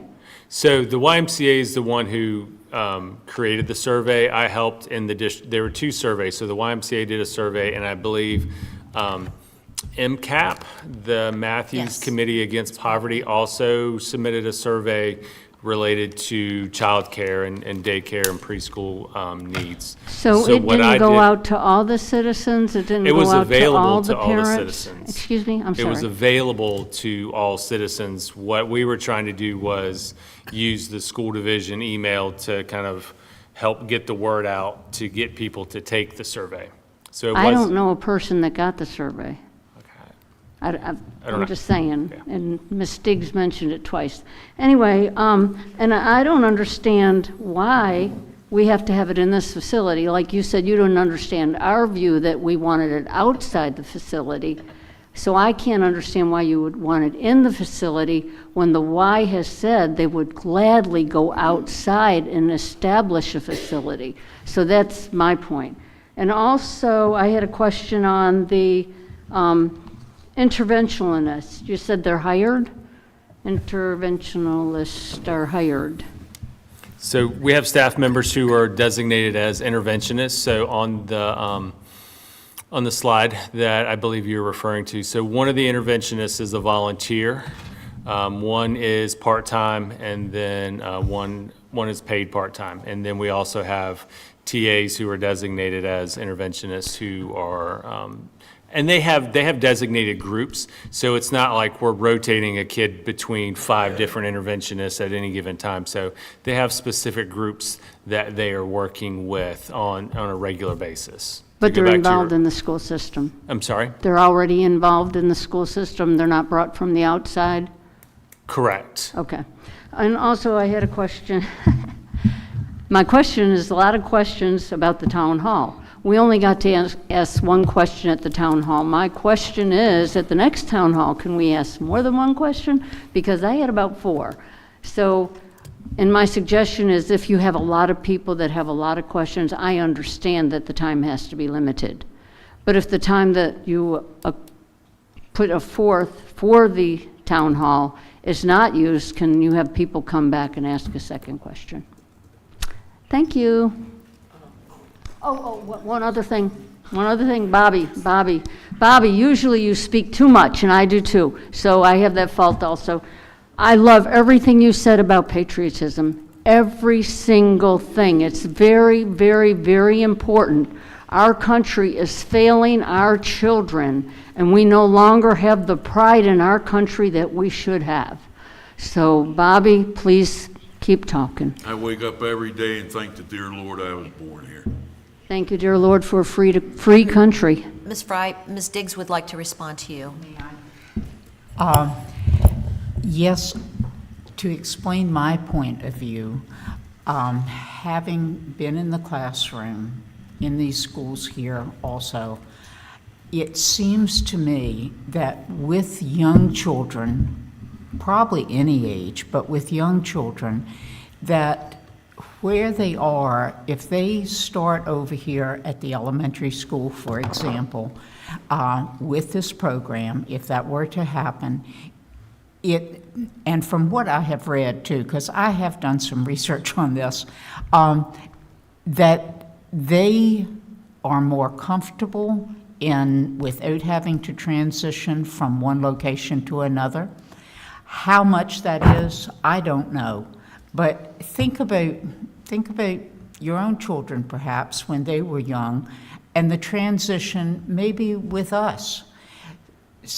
What I had read has been they are more self-confident, and the statistics have been given out tonight, but there are a lot of positives with the children being in the same location. They know where the bathroom is, they know where the cafeteria is, they know where Ms. Ashbury's room is, or whoever is going to be their kindergarten teacher. And so from that aspect, that is why I made that comment. Well, from my personal aspect, and not my children, because I put my personal aspect on my children, I came out of the orphanage and went right into kindergarten. It was great. It was great. Kindergarten through the 3rd grade was on the 1st floor. We were not allowed to go on the 2nd floor until we were finished 3rd grade, and that was exciting to go to that 2nd floor. This is how I feel about daycare. If you're in daycare, preschool, or whatever, you are so excited about going to that big school. Oh, I'm going to go to the big school. My kids went to elementary school in Powhatan. We only had 3 schools. Then they were so excited to move on to the middle school. So it's not that you have to be stabilized. You can be excited about moving on and moving up. I hear you. The other aspect of that, since we are trying, we would love to have more families and more children here in Matthews County. Once they start in a location, they are not likely to leave this preschool to go, for example, to Montessori. And so we can retain them here as we so want to do. So thank you. You know how much a better retention is? If our school is showing good grades and superiority. If we have the school that promotes this and we have high achievers, that's what's going to get the people to stay here. Yes. Ms. Fry, thank you for your comments, and I do want to just add that I will review the town hall instructions once again. They seem to be edited every time, but I will look into that based on our last experience. That's a hard job. Thank you all. Oh, thank you. Do we have anybody else who'd like to approach the podium? Mr. Richard Hicks from North Virginia. Do I get 10 minutes also? No. Okay. Special treatment. I'm going to talk about water for a minute. I happen to hold a Class 4 Waterworks license in the state of Virginia, and you mentioned, somebody asked a question about water. You have a Virginia Department of Health, Office of Drinking Water. They regulate your water system. You probably have a PWS ID number. It's 7-digit. The first 4 digits are going to be 4073. I don't know what the last 3 are. You probably also have separate ID numbers for each system. So that'd be the high school and then whatever water system you have here. Social Services building is taken care of by Water Pro in Gloucester. Maybe you want to contract with them instead of Sidner. You're probably having monthly bacteria tests. Probably every 3 years you're doing metals, inorganics, lead, copper. You're probably doing something called nitrate, nitrite yearly. You're probably doing radon every 3 years, and you're probably doing a wellhead source test once a year. And we fall under the Norfolk District. District engineer is a young lady named Renee Hall. And if you want to get hold of me and have me look at whatever paperwork you have, I might be able to, give you some ideas what you have in hand. And by the way, Sidner is probably doing your testing for you. And I don't know if you see the results. The state sees the results. Renee Hall gets those results. If you have a problem, somebody's getting an email. And if you have a bacteria failure, you'll really get an email. And I also add, everybody gets all excited about bacteria failures. It's just as easy to have a bacteria failure because somebody did a sloppy job of taking a sample. All you got to do is look at that sample sideways and it'll get contaminated. So when people get all excited of failing bacteria, it's just as likely you just didn't do a good job of taking it. Thank you. Thank you, Mr. Hicks. Is there anyone else who'd like to approach the podium? There being none, we will move on to item 10, school board member reports. Do any of you have a report to give tonight? There being none?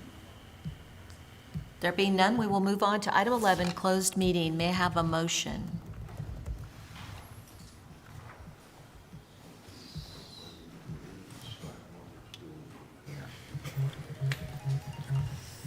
May I have a motion? I make a motion to enter into closed meeting in accordance with the Virginia Freedom of Information Act, Section 2.2-3711, paren A, paren 1, discussion or consideration of personnel matters, professional staff resignations, support staff appointment, and intramural basketball volunteer coach appointments.